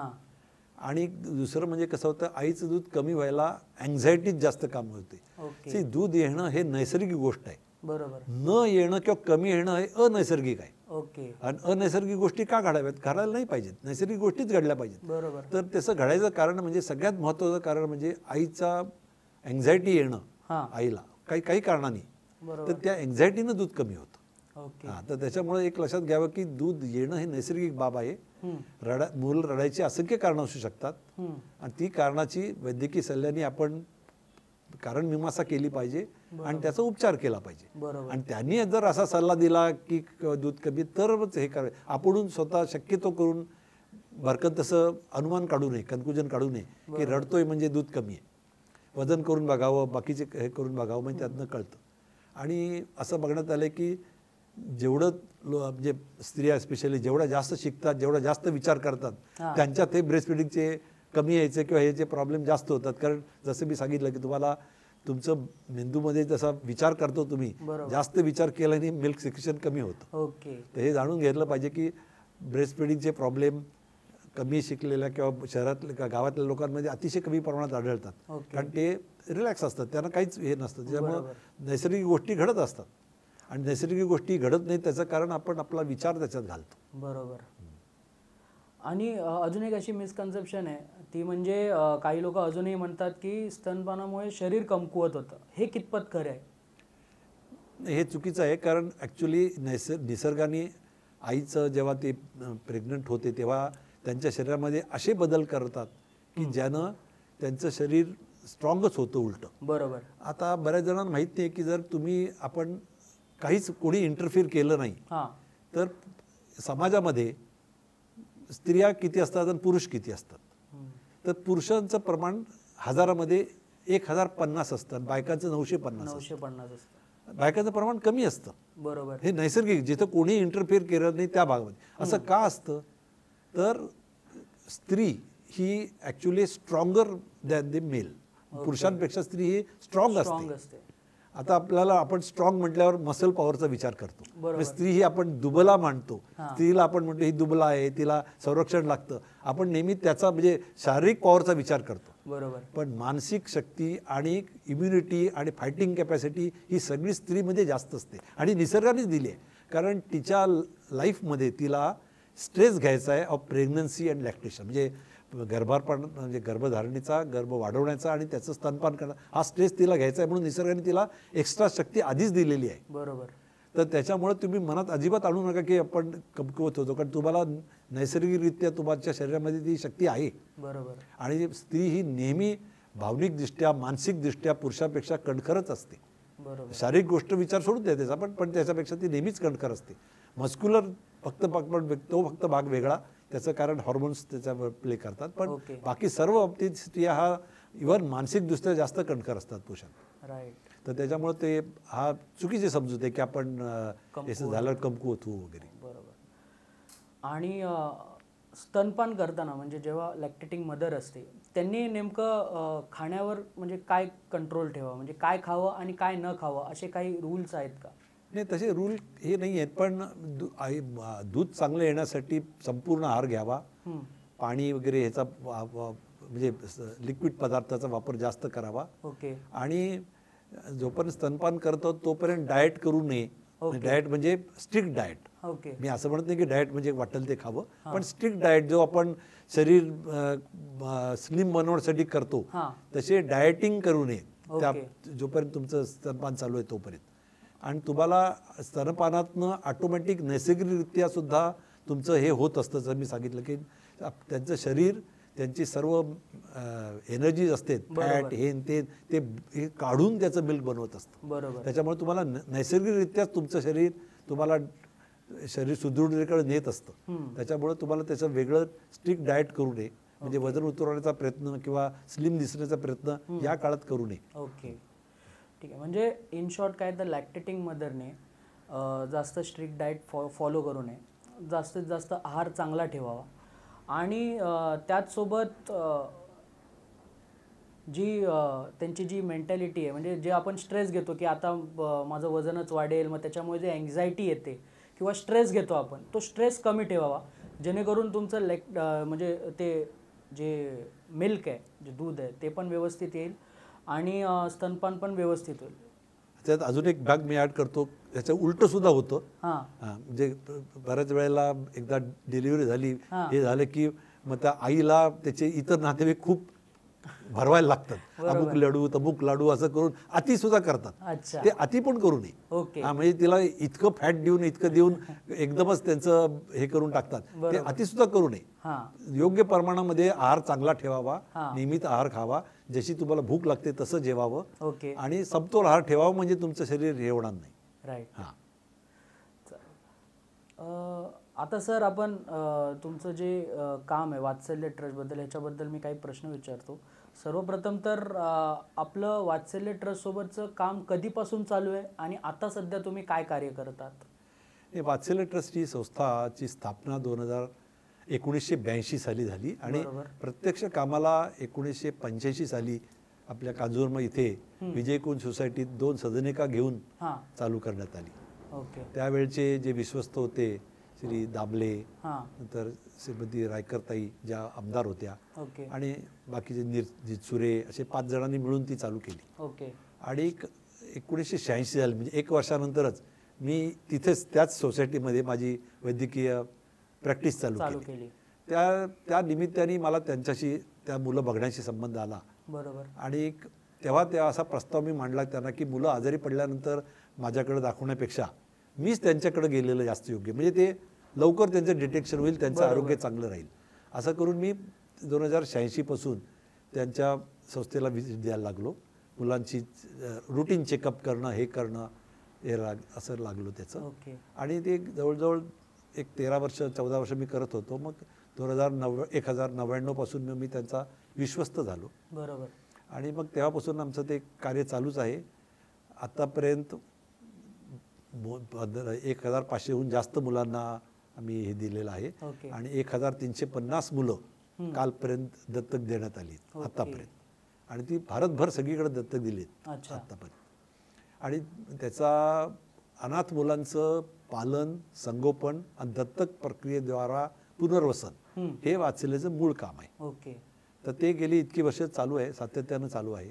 आणि मी गेली 39 वर्ष आता त्या क्षेत्रात आहे. मुलांचं आरोग्य बघणं, त्यांचं वेळोवेळी लसीकरण होतं की नाही बघणं. बरोबर. सगळ्यात महत्त्वाचं म्हणजे अनाथ मुलांना वाढवणं अतिशय जिकरीची भाग आहे, जी सामान्य लोकांना लक्षात येत नाही. बरोबर. जसं मी म्हणतो की मी मगाशी म्हटलं की स्तनपान करणं म्हणजे मुलाला हे मिळतं, जे मूल नवजात मूल जेव्हा आईपासून वेगळं अनाथालयात येतं बरोबर तेव्हा त्याला काय स्ट्रेस असतो आणि त्याला काय त्याची काय मानसिकता असते आपण सामान्य माणूस जाणूनच घेऊ शकत नाही. बरोबर त्याला वाढवणं, त्याची दत्तक देण्या इतपत वाढवणं आणि योग्यरित्या ठेवणं एक जिकरीचं काम असतं. आणि ती तिथल्या सगळ्या सेविका, सिस्टर, डॉक्टर्स सगळे मिळून आम्ही फुल टीम आहे. म्हणजे एकाचं काम नाही आहे, हे एक कोणी करूच शकत नाही एक जण कोणी. तर हे सगळे टीम म्हणून ते काम अतिशय उत्तमरित्या करतात. त्या मुलांची दुखणी जास्त असतात, लाईफला रिस्क जास्त असते, बरोबर ती सगळी टाळून मग त्यांचं सगळं करून मग त्यांना आम्ही 4 ते 6 महिन्यापर्यंत दत्तक देण्यायोग्य चांगले होतात. मग आता ही प्रोसेस गेली 2016 पासून सेंट्रल गव्हर्नमेंटनी कारा या ह्याच्यातर्फे ती राबवली जाते. ओके म्हणजे बऱ्याच जणांना माहीत नसतं की दत्तक, आम्हाला वाटतं की संस्थेत गेलं की आपल्याला दत्तक दिलं जाईल. तसं नाही आहे. आता ही सेंट्रलाइज प्रोसेस आहे, अख्ख्या भारतभर सेम प्रोसेस आहे. अच्छा काराच्या वेबसाईटवर www.kara.nic.in ओके या वेबसाईटवर तुम्हाला लॉग इन व्हावं लागतं.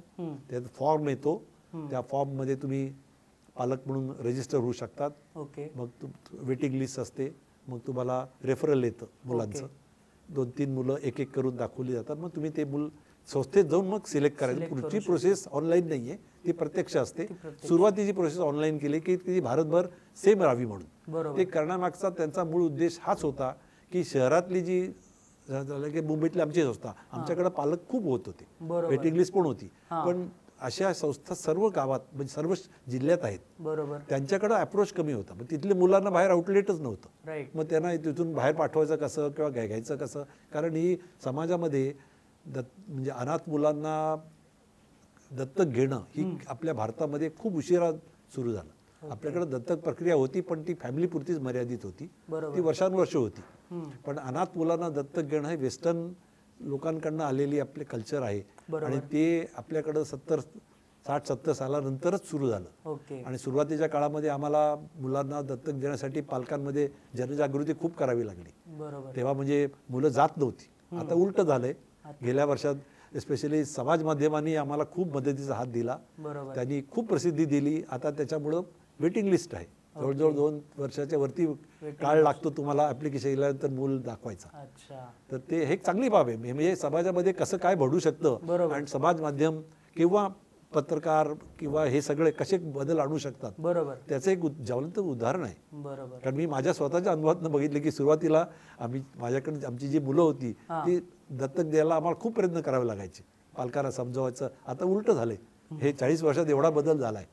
चांगली गोष्ट. तर हे आणि समाजाच्या दृष्टीने एक चांगली बाब आहे की आता राईट मुलांना, कारण मुलांनी ते तर आहेच की कुठलंही मूल संस्थेमध्ये कधीही पूर्ण वाढू शकत नाही. त्याला किती चांगल्या सुविधा मिळाल्या, किती काही झालं, ते मुलाची वाढ ही नेहमी कुटुंबातच पूर्ण होते. बरोबर कारण WHO म्हणजे वर्ल्ड हेल्थ ऑर्गनायझेशन तर्फे आरोग्याची व्याख्याच अशी केली आहे. म्हणजे आरोग्य हे म्हणजे it is not a absence of a disease. म्हणजे नुसतंच रोग नाही म्हणजे आरोग्य असं नाही आहे. बरोबर तर it is a condition of physical, mental and social wellbeing. Okay it is a state of physical, mental and social wellbeing.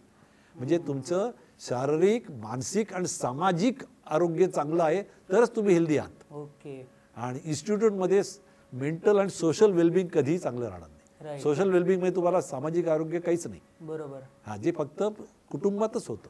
Right त्याच्यामुळं कुटुंबातच मुलाची वाढ झाली पाहिजे.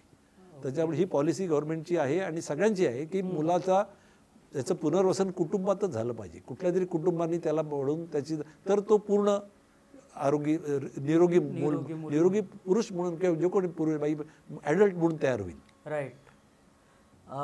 अनाथ मुलांबाबत जी आरोग्यदृष्टी आव्हाने होती ती वेगळी असतील, कारण का तुम्ही आता वात्सल्य ट्रस्टमध्ये एवढी वर्ष काम करतात आणि त्याच्यावर तुम्ही उपाय काय केलात? कुठली तुमची अशी काही केस आहे का जी तुम्ही सांगू शकाल? असं काही आहे का? तशा केसेस खूप आहेत, पण मी युजली प्रसारमाध्यमावर किंवा बाहेर कुठं त्याच्याबद्दल बोलत नाही. बरोबर. त्याचं कारण वेगळं आहे. कारण आपण असं बघितलं असेल की मुलांना स्पेशली त्यांचं रिप्रेझेंट करायला कोणी नसतं. बरोबर. आपल्या समाजामध्ये काही भाग वंचित असतो, मागे असलेला असतो. बरोबर. त्याला जेव्हा त्याच्यातर्फे कोणी बोलणारं किंवा रिप्रेझेंट करणारं लोक येतात किंवा त्याच्यातर्फे आवाज उठवला जातो तेव्हा त्याची दखल घेतली जाते आणि मग त्याच्या समस्या सोडवल्या जातात. बरोबर. मुलांना स्वतःचा आवाज नसतो. नॉर्मल मुलांसाठी पालक त्यांच्या बाजूने झगडतात. आता राहिलेलं अनाथ मुलं म्हणजे ते आधीच मुलगा आणि त्याच्यात अनाथ म्हणजे त्याच्या बाजूने बोलायला कोणी नाही. त्याच्यामुळं त्यांच्याबद्दल काय घडते काय होतंय याचं समाजामध्ये किंवा पॉलिटिकल लोकांमध्ये कोणामध्ये काहीच माहिती नाही. बरोबर. त्याच्याबद्दल त्यांच्यात काय चाललंय याचा आवाजही कोणी उठवत नाही, त्याची दखलही घेतली जात नाही. हा म्हणजे अतिशय एक बॅकवर्ड असा भाग आहे आपल्या समाजामध्ये आणि तो सर्व समाजामध्ये असतो. तर त्याची दखल घेणं फार जरुरी आहे आणि त्या दृष्टीनं काम करायला जसं आपण म्हणतो की गव्हर्नमेंटनी पुढं येतं तसं समाजाने सुद्धा पुढं आलं पाहिजे की अशा समाजामध्ये अशा प्रकारचे असतात लोक, त्याला मदतीची जरुरी असते, त्याच्यासाठी काम करणं जरुरी असतं. त्याला वेगवेगळ्या प्रकारची आव्हानं असतात, वेगवेगळ्या प्रकारची त्याला डिमांड असतात. ती जाणून घेऊन त्याला तशी तुम्ही मदत करू शकता. या मुलांना मी जसं मगाशी म्हटलं की त्यांना मुलांना नुसतंच म्हणजे अन्न पाणी हे देऊन त्याचं वाढ होत नाही. तर त्याला मानसिकरित्या फार जरुरी असते. म्हणजे मूल वाढताना त्याला आईची फार जरुरी असते.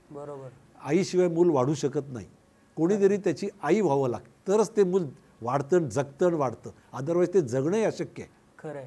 तर त्याला आई होण्यासाठी आम्ही प्रयत्न करतो. आमच्या सगळ्या सेविका त्या मुलाची आई होऊन त्याची वाढ बघतात. त्याला नुसतंच त्या फिडिंग करतात अशातला भाग नाही आहे. तर त्याला प्रेम देतात आणि ते त्याला त्याच्या स्पर्शातनं जाणवतं. बरोबर. आणि त्याच्यामुळं तरच ते मूल वाढतं, जगतं, वाढतं. म्हणजे आपल्याला वाटतं की मूल असंच वाढतं, असं नाही आहे. मानव हा सगळ्यात प्रगत आहे आणि त्याच्यामध्ये तर त्याला मानवाच्या मुलाला जगण्यासाठी आईची अत्यंत जरुरी असते. आपण बघितलं असेल समाज बऱ्याचशा क्लिपिंगमध्ये की एका ह्याला कुत्र्याच्या मुलाला ह्यांनी वाढवलं. त्याचं कारण असं लक्षात आलं की जेव्हा आईची हत्या होते काही प्राण्यांमध्ये तर ते मूल जातच. कारण त्याला जर दुसरं कोणी अडॉप्ट केलं नाही तर ते जगूच शकत नाही. हे जर प्राण्यांमध्ये तर मनुष्यामध्ये तर ते अतिप्रगत माणसामध्ये तर फारच स्ट्रॉंगली असतं. बरोबर. आणि त्याच्यामुळं अनाथ मुलाला वाढवायला आईची फार जरुरी असते आणि ते करणं जिकरीचे भाग असते. त्यांच्यात वेगवेगळ्या प्रकारचे रोग येतात. त्यांची वाढ इतर मुलांच्या दृष्टीनं कमी असते थोडी सुरुवातीला. त्यांना नीट बघितलं तर ते इतर मुलांसारखे कॅचअप करतात. बरोबर. त्यांना येणारे प्रॉब्लेम इतर मुलांना असं तसेच असतात पण ते कधी कधी सिरियस टाईपचे होऊ शकतात. राईट.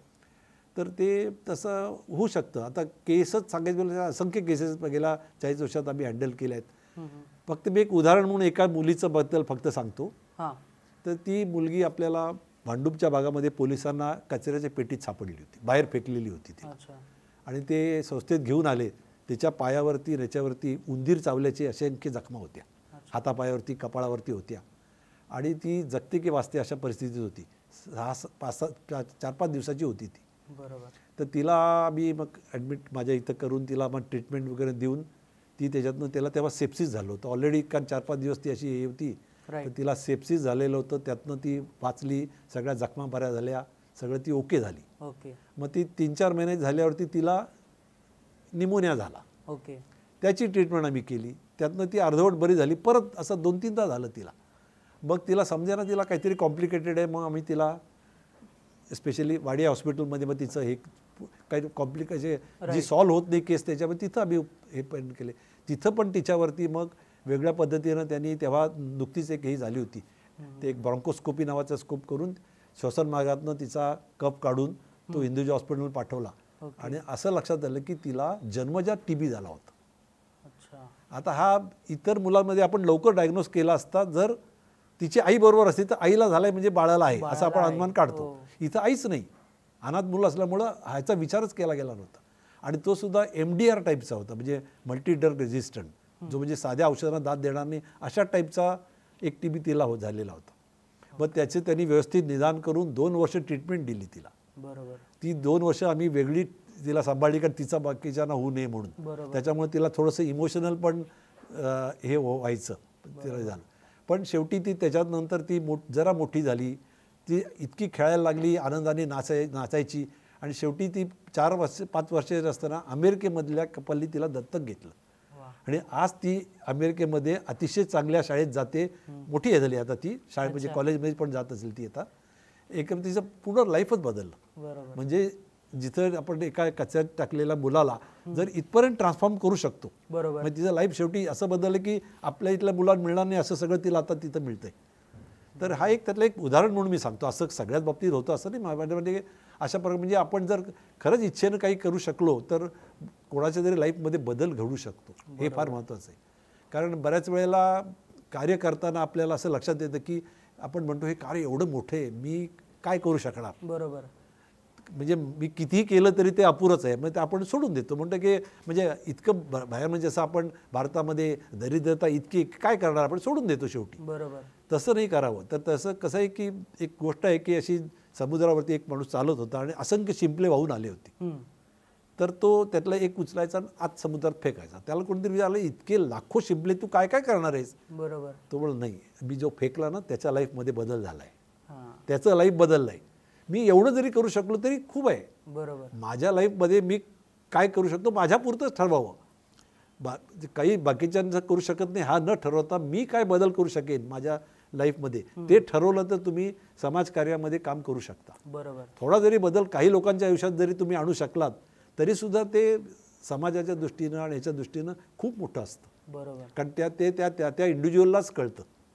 राईट. म्हणून कोणाबद्दल कोणी मला विचारलं की आम्ही काय करू शकतो, तर तुम्ही काही करू शकाल.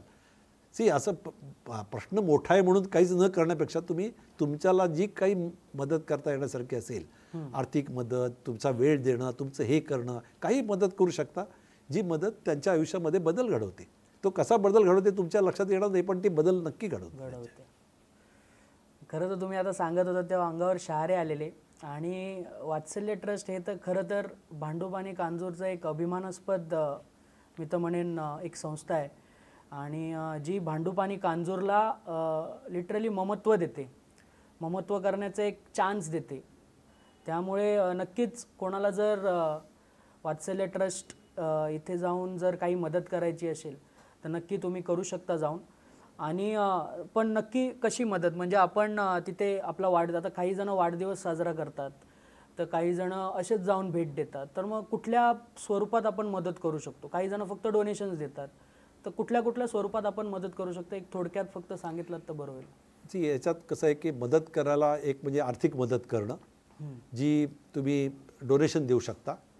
काही जणांना जनरल डोनेशन नाही देता काही विशिष्ट कारणासाठी द्यायचं असतं, तर ते पण देऊ शकता. तिथल्या कोणाचं जेवण स्पॉन्सर करणं, म्हणजे एका दिवसाचा जेवणाचा खर्च. बरोबर. तिची जी मोठी मुलं आहेत किंवा जे आहेत ते जे जेवतात त्यांचा जेवणाचा खर्च मध्ये बाहेर लिहून ठेवतो आम्ही, नाव लिहून की आजचा जेवणाचा खर्च अमुक अमुक व्यक्तीद्वारे करण्यात आलाय. राईट. म्हणजे तुमच्या त्या व्यक्तीचं पण तिथं हे होतं. बरोबर.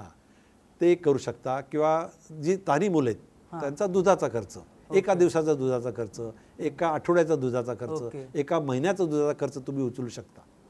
तर त्या पद्धतीनं पण अशा वेगवेगळ्या प्रकारचे देणग्या तिथं तुम्ही त्या पद्धतीनं करू शकता. आणि तिसरं म्हणजे महत्त्वाचं म्हणजे काही कारणास्तव काही केसेसला, आता आमच्याकडे एक केस होती ज्याची तिचं ऑपरेशन करायचं होतं, हार्टचं ऑपरेशन.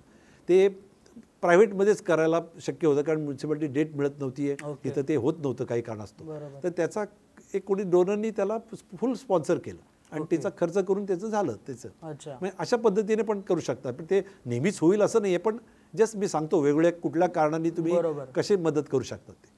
हे आर्थिकदृष्ट्या झालं त्याचं. दुसरं म्हणजे की जसं मी सांगितलं की मुलांनाचा ह्याला खर्च अफाट असतो आणि तो सगळ्या वाचलेला खर्च दानशूर लोकांनीच केलेल्या मदतीनंच आला आहे. त्याच्यात गव्हर्नमेंटचा हेल्प अतिशय अत्यल्प आहे. मी असं म्हणत नाही त्यांनी अजिबात कर, पण फार थोडा आहे. आणि ह्या लोकांनीच दिलेल्या डोनेशनवरतीच हे सगळं कार्य चाललं आहे. आणि मला अभिमानास्पद वाटतं की भारतामध्ये मुंबईमध्ये किंवा भांडूप सगळे लोक मदतीचा हात अगदी सरळ हस्ताने देतात. त्याच्यामुळं ती संस्था चांगल्यारीत्या चालू आहे. आणि दुसरं म्हणजे तुम्ही तुमचा वेळेच्या पद्धतीनं सुद्धा मदत करू शकता. स्पेशली जी लोक रिटायर झाली आहेत, जे तेव्हा त्यांच्याकडं त्या विशिष्ट ह्या असतात, म्हणजे तुम्ही कोणी कला क्षेत्रातून रिटायर होतं, कोणी शिक्षण क्षेत्रातून रिटायर होतं, कोणी वित्त क्षेत्रातनं म्हणजे बँकिंग क्षेत्रातून रिटायर होतं. तर तुमच्याकडे अनुभव खूप असतो. त्या अनुभवाच्या द्वारे तुम्ही व्हॉलंटिअरिंग करू शकता तिथे. म्हणजे तिथे तुम्हाला काही वेळ देऊन तशा प्रकारचं सेवा तिथं देणं, बऱ्याच वेळेला ती मोफत देतात ती काही जण, तर ती देऊ शकतात. त्याचाही ते लाभ घेऊ शकतो तुम्ही.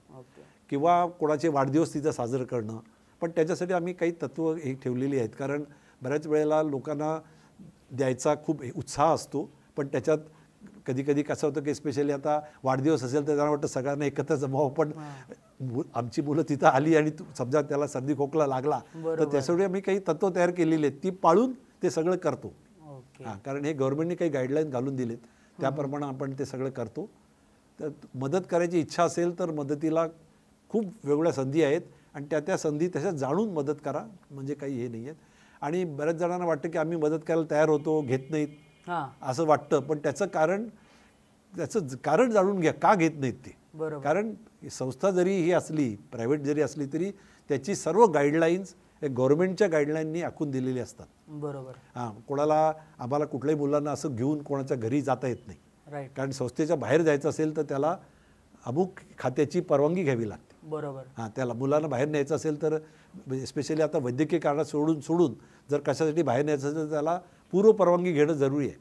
म्हणजे ह्यांना जर गणपतीसाठी मी मुलांना घेऊन आलो यांची सगळ्यांची पूर्व परवानगी घेऊन मग त्यांना गणपती दाखवायला घेऊन गेलो होतो. तर अशा प्रकारची बंधनं आहेत आणि ती आम्ही पाळतो. त्याच्यामुळं मग रिस्ट्रिक्शन येतात. मग तुम्हाला काही सांगितलं तर त्याला वाटतं अरे हे असं करतात, तर ती पण जाणून घेतली पाहिजेत की ती का केली आहेत आणि त्याची कारण मीमांसा काय आहे. त्याचा खूप काही विचार करून ती प्रिन्सिपल बनवलेली आहेत त्याची. एक फक्त आता पॅरेंटिंग ॲडवाईस तुमच्याकडून, आता जर आपण स्टार्टिंगलाच एक म्हणालो की मुलांच्या भावनिक आरोग्याबद्दल आता जास्त आपल्याला लक्ष द्यायला हवं, तर त्यासाठी तुम्ही ॲज अ डॉक्टर काय सल्ला द्याल आत्ताच्या पॅरेंट्सना, आणि भावनिक आरोग्य आपण कसं त्याच्यावर एक लक्ष ठेवू शकतो याबद्दल तुम्ही काय ॲडवाईस द्याल? भावनिक आरोग्याबद्दल हे आहे की आजकाल काय होतं की मुलांची फॅमिलीमध्ये म्हणजे कुटुंबामध्ये मुलांची संख्या मर्यादित आहे. 1-2 मुलंच असतात. त्याच्यामुळं पालकांचं विश्व मुलांभोवतीच फिरत असतं. बरोबर. बहुतांशी पालकांचं म्हणजे त्याचं डेली रुटीन त्याच्यात म्हणजे खूपच लक्ष घालतो आपण. हां, पूर्वी कसं होतं जरा मुलं जास्त होती तेव्हा इंडिव्हिज्युअल ह्याच्यात केवढे घातलं जायचं नाही. आता काय होतं त्यांच्या पूर्ण ह्याच्यात खूपच आपण लक्ष घालतो. आणि असं एक आहे जनरल प्रिन्सिपल, जिथं जिथं आपण लक्ष घालतो, जिथं जिथं आपलं चित्त अडकतं तिथं तिथं प्रॉब्लेम होऊ शकतात. हां, ह्याच्यात महत्त्वाचं म्हणजे का हा भाग फार महत्त्वाचा, चित्त अडकणं. चित्त अडकणं म्हणजे कसं होतं की तुम्ही छोट्या छोट्या गोष्टीत त्याचा विचार करता. बरोबर. आणि त्याचा प्रत्येक त्याचे रिस्ट्रिक्शन मग त्याच्यावरती त्याला जाणवायला लागतात. बरोबर. त्याच्यामुळं दुर्लक्ष करणं हा एक टोकाची भूमिका झाली. आणि चित्त अडकवणं हे दुसऱ्या बाजूची. चित्त अडकवणं म्हणजे तो कुठं गेला आहे, काय करतोय, प्रत्येक गोष्टीला तुम्हाला फाइंड आउट करावं लागतं. आणि मग त्याच्यामुळं मग त्याच्या वाढीसाठी, त्याच्या मानसिक वाढीसाठी, त्याच्या सर्व शारीरिक वाढी त्याच्यासाठी मग त्याचा दुष्परिणाम होतो. मग ही मुलं रिबेलियन टाईपचं हे करणं किंवा असं करणं अशा वेगळ्या प्रकारचं हे करतात. आणि मग त्याच्यातनं स्पेशली पौगंडावस्थेतले मुलांना शहरा भागामध्ये व्यसनाधीन होणं हे करणं याचं प्रमाण वाढते. कारण आता मीडियामुळं आणि ह्याच्यामुळं तुम्हाला वेगवेगळ्या गोष्टी इझिली कळतात. बरोबर. त्या वयातल्या त्या विचारांमुळं त्या ट्राय कराव्याशा वाटतात. चुकीच्या संगतीमध्ये तुम्ही अडकल्यामुळं त्याच्यात अडकू शकतात. त्याचे कायमस्वरूपी दुष्परिणाम होऊ शकतात. तर जागरूक राहणं जरुरी आहे. पालकांनी जागरूक राहिलं पाहिजे. स्पेशली हे ॲडोलसंट मुलं काय करतात त्याच्यावर हे केलं पाहिजे. पण त्याच्यावर मी जसं म्हटलं की तुमचं पूर्ण चित्त त्याच्यावर अडकू नका. बरोबर. कारण त्याचा मग इफेक्ट होत नाही, उलटा इफेक्ट होतो त्याचा. तर तुम्ही जागरूक राहा, त्याच्याबद्दल चांगला विचार करा आणि त्याच्यावर तो काय करतो हे करतो हे फाइंड आउट करा. पण त्याच्यात सगळ्या बाबतीत त्याचं ॲनालिसिस सारखं करू नका. अदरवाईज त्याचा उलटा इफेक्ट होऊन ही रिबेलियन होतात मुलं. मग ती उलटं त्याच्या व्यसनाच्या आहारी जाणं किंवा हे जाणं जास्त होतं. आणि जसं मी सांगितलं की संपूर्ण फॅमिलीचं चांगलं वातावरण असेल, चांगलं मानसिक धारणा चांगली असेल तर मुलांची पण चांगली असते. हां, म्हणजे हे टिपकासारखं असतं. आजूबाजूच्या ह्याच्याप्रमाणे सारखं बदल होत असतं त्यात. म्हणजे असं होणार नाही की सगळे कुटुंबातले चांगले तर मुलंच खराब निघावं असं युज्युअली होत नाही. असं व्हायचं कारण नसतं. त्याचं कारण काहीतरी एक जडण घडण्यासाठी खूप गोष्टीची आवश्यकता असते. आणि त्याच्यातलं तुम्ही ज्या वातावरणात राहता, जिथं वाढता त्याचा तुमच्यावर चांगला परिणाम नेहमी होत असतो. त्याच्यामुळं असं कधी बऱ्याच पालकांचं कसं होतं की ते मुलांमध्ये जे सकारात्मक किंवा जे चांगलं होतं त्याचं क्रेडिट लवकर घेतात. पहिला आला तर मी त्याला चांगली शिस्त लावली, अमुक केलं, फेल झाल्यावरती वाटतं ह्याच्यामुळं झालं, त्याच्यामुळं झालं. म्हणजे फेल्युअर आपण पालक रिजेक्ट करतात. आपल्यामुळं नाही, दुसऱ्या कारणामुळं झालं की त्याची संगत चांगली नव्हती की आजूबाजूचा असा होता असं करतात. चांगल्या आणि दोन्ही भाऊची स्वतःकडे घ्यावी, बरोबर घ्यायची असेल तर. अदरवाईज तुम्ही सोडून द्या मुलांना. प्रत्येकजण आपापल्या ह्यानीच करत असतं आणि त्याच्यामुळे ते हे राहणार असतेच. राईट. म्हणजे इन शॉर्ट काय तर मायक्रो मॅनेजमेंट थोडं टाळावं आणि जास्तीत जास्त त्याला स्वतःहून जे बाळ आहे त्याला स्वतःहून जे काय ग्रोथ स्पेशली ॲडोलसंटचे प्रॉब्लेम वेगळे असतात, वयानुसार प्रॉब्लेम सारखे बदलतात. म्हणजे तान्ह्या मुलांचे प्रॉब्लेम वेगळे, शाळेतल्या जाणाऱ्यांचे वेगळे, शाळेनंतर कॉलेजमध्ये जे ॲडोलसंट होतात त्यांचे प्रॉब्लेम वेगळे आणि त्यानुसार तुम्हाला ते वेगवेगळे फाइंड आउट केले पाहिजेत आणि त्यानुसार तुम्हाला बदल केले पाहिजेत तुमच्या वागणुकीत. सर आता एक रॅपिड फायर एक फन राऊंड आहे, त्याच्यामध्ये मी काही प्रश्न विचारेन, त्याचे एक थोडक्यात उत्तर किंवा एका वाक्यात उत्तर दिलं तरी चालेल. सर्वात पहिला प्रश्न म्हणजे तुमचा बालपणीचा आवडता खेळ कोणता? कबड्डी आणि क्रिकेट. कबड्डी आणि क्रिकेट. कबड्डी कारण मी सांगलीत होतो तेव्हा. अच्छा. तिथे क्रिकेट खेळायला म्हणजे क्रिकेट तेव्हा महागाचा गेम होता. बरोबर. त्याच्यामुळे कबड्डी पहिला, क्रिकेट दुसरा. ओके. तुमच्या लहानपणीची एक आठवण जी अजूनही तुमच्या मनात आहे? मला त्या पोहण्याबद्दलची भीती होती, कारण आम्ही त्या नदीत पोहायला जायचो तेव्हा कोणीतरी माझा एक मित्र त्याच्यात बुडाला, त्यापासून त्याच्या म्हणजे आमच्या देखत नाही बुडाला तो केव्हा असत, तेव्हापासून एक भीती राहिली होती त्याच्याबद्दलची. तर ती म्हणजे खोलवर राहिली होती ती, म्हणजे जायला वेळ लागला त्याला. बरोबर. पण तिथे राहून गेली. डॉक्टर नसतो तर कोणता व्यवसाय केला असता? इंजिनियर झालो असतो युजली, म्हणजे जसं मी ऑलरेडी ठरवलं होतं इंजिनियर म्हणजे. पण मला टीचिंगची आवड होती, म्हणजे असं काही टीचिंग लाईनमध्ये गेलो असतो. अच्छा. आणि तुमच्या मते सर्वात चांगली आरोग्य सवय कोणती आहे? आरोग्यदायी सवय. आरोग्य सेवा. आरोग्यदायी म्हणजे आरोग्य चांगलं ठेवणं किंवा आरोग्यविषयी एक चांगली सवय ठेवणं, की बाबा स्वच्छता राखणं किंवा काही असं. त्याच्यात मी नेहमीच म्हणेन की prevention is better than cure. बरोबर. अशा गोष्टी करा की ज्यांनी तुम्हाला रोग किंवा ही होणार नाही. आपण युजली ते टाळतो, बहुतेकांमध्ये ते हे नसतं की तुम्हाला झाल्यावरतीच तुम्हाला शहाणपण सुचतं. बरोबर. तर तुम्ही रोग टाळा, निरोगी हे अंगीकारी करा, ते जास्तच महत्त्वाचं. पालक आणि डॉक्टर यातला कोणता रोल अधिक कठीण वाटतो? पालक. त्याचं कारण जेव्हा डॉक्टर पालक होता तेव्हा ते अजूनच कठीण वाटतं. बरोबर. आणि पालक म्हणून तुम्ही खूप काही शिकता. बऱ्याच जणांच्या जे लक्षात येत नाही, जसं मूलही शिकतं तुमच्याकडनं. पालक हा मुलाचा पहिला शिक्षक आहे. बरोबर. हा हे मी नेहमी सगळ्यांना सांगतो की पहिले 4-5-3-4 वर्ष पालकच शिक्षक असतो. बरोबर. आणि तुम्ही लक्षात घेतलं पाहिजे की तुम्ही त्याचे शिक्षक आहात, त्याच्यामुळं तुम्ही कसे वागता, काय वागता त्याच्यावरती परिणाम होतोय हे आपण लक्षात घेत नाही. आणि नंतर मूल तुम्हाला खूप काही शिकवत असतं. बरोबर. सो आपण आता सांगता करूया आपल्या या पॉडकास्टची, पण तत्पूर्वी बीके टॉक्सबद्दल आता तुम्ही इथे आलात, तुम्हाला इथे येऊन कसं वाटलं आणि आमच्यासारख्या जे स्थानिक माध्यम आहेत त्यांच्याबद्दल तुम्हाला काय अपेक्षा आहेत? आता आधी मी नुसत्या माध्यमाबद्दल बोलतो. जसं मी म्हटलं की मी माझ्या स्वतःच्या गेल्या 40 वर्षाच्या अनुभवात बघितलं की माध्यमाने खूप काही बदल आमच्या अडॉप्शनमध्ये घडवले. बरोबर. की जिथं आधी लोक मुलांना दत्तक घ्यायला पुढे द्यायचे नाहीत, तिथं आज वेटिंग लिस्ट तयार झाली. बरोबर. आणि हे बदल घडवायला माध्यमाचाच खूप मोठा सहभाग होता. बरोबर. त्याच्यामुळे माध्यमाचं महत्त्व खूप आहे. आता बीके टॉक्स आणि अशा ह्या ज्या संस्था आहेत किंवा या ज्या करणार आहेत, तर त्यांचा समाजामध्ये बदल घडवण्यासाठी खूप मोठा रोल असतो. बरोबर. आणि ते घडवताना मला तरी असं वाटतं की चांगल्या उपक्रमाला हे प्राधान्य दिलं पाहिजे. बरोबर. अनफॉर्च्युनेटली आपण आता बघितलं असेल न्यूजमध्ये सगळ्यामध्ये निगेटिव्ह गोष्टीच जास्त येतात. बरोबर. कारण त्याची न्यूज लवकर होते. पण समाजामध्ये चांगल्या गोष्टी जास्त घडत असतात. बरोबर. पण त्याची न्यूज होत नाही कोणी त्याला, कारण ते बघायला कोणी तयार नसतं. ते आपण नेहमी गृहीतच धरतो त्याचं की हे असतंच म्हणून. त्याला कोणीतरी तोंड देणं किंवा त्याचा कोणीतरी प्रसार करणं किंवा त्याला कोणीतरी वाचा देणं, हे काम या संस्था मला असं वाटतं की बीके टॉक्स अशा संस्थांनी करतं. हे अतिशय चांगली गोष्ट आहे आणि ती अशी होत राहावी की जेणेकरून याच्यात समाजामध्ये याचा नक्कीच फरक पडेल. ओके. धन्यवाद सर, तुम्ही इथे आलात.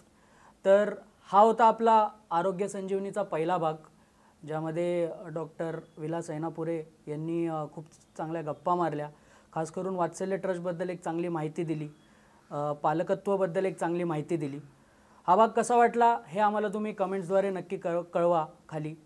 तसाच हा व्हिडिओ लाईक करा, शेअर करा, आमच्या BK टॉक्स या वाहिनीला सबस्क्राईब करा, बेल आयकॉन दाबायला विसरू नका.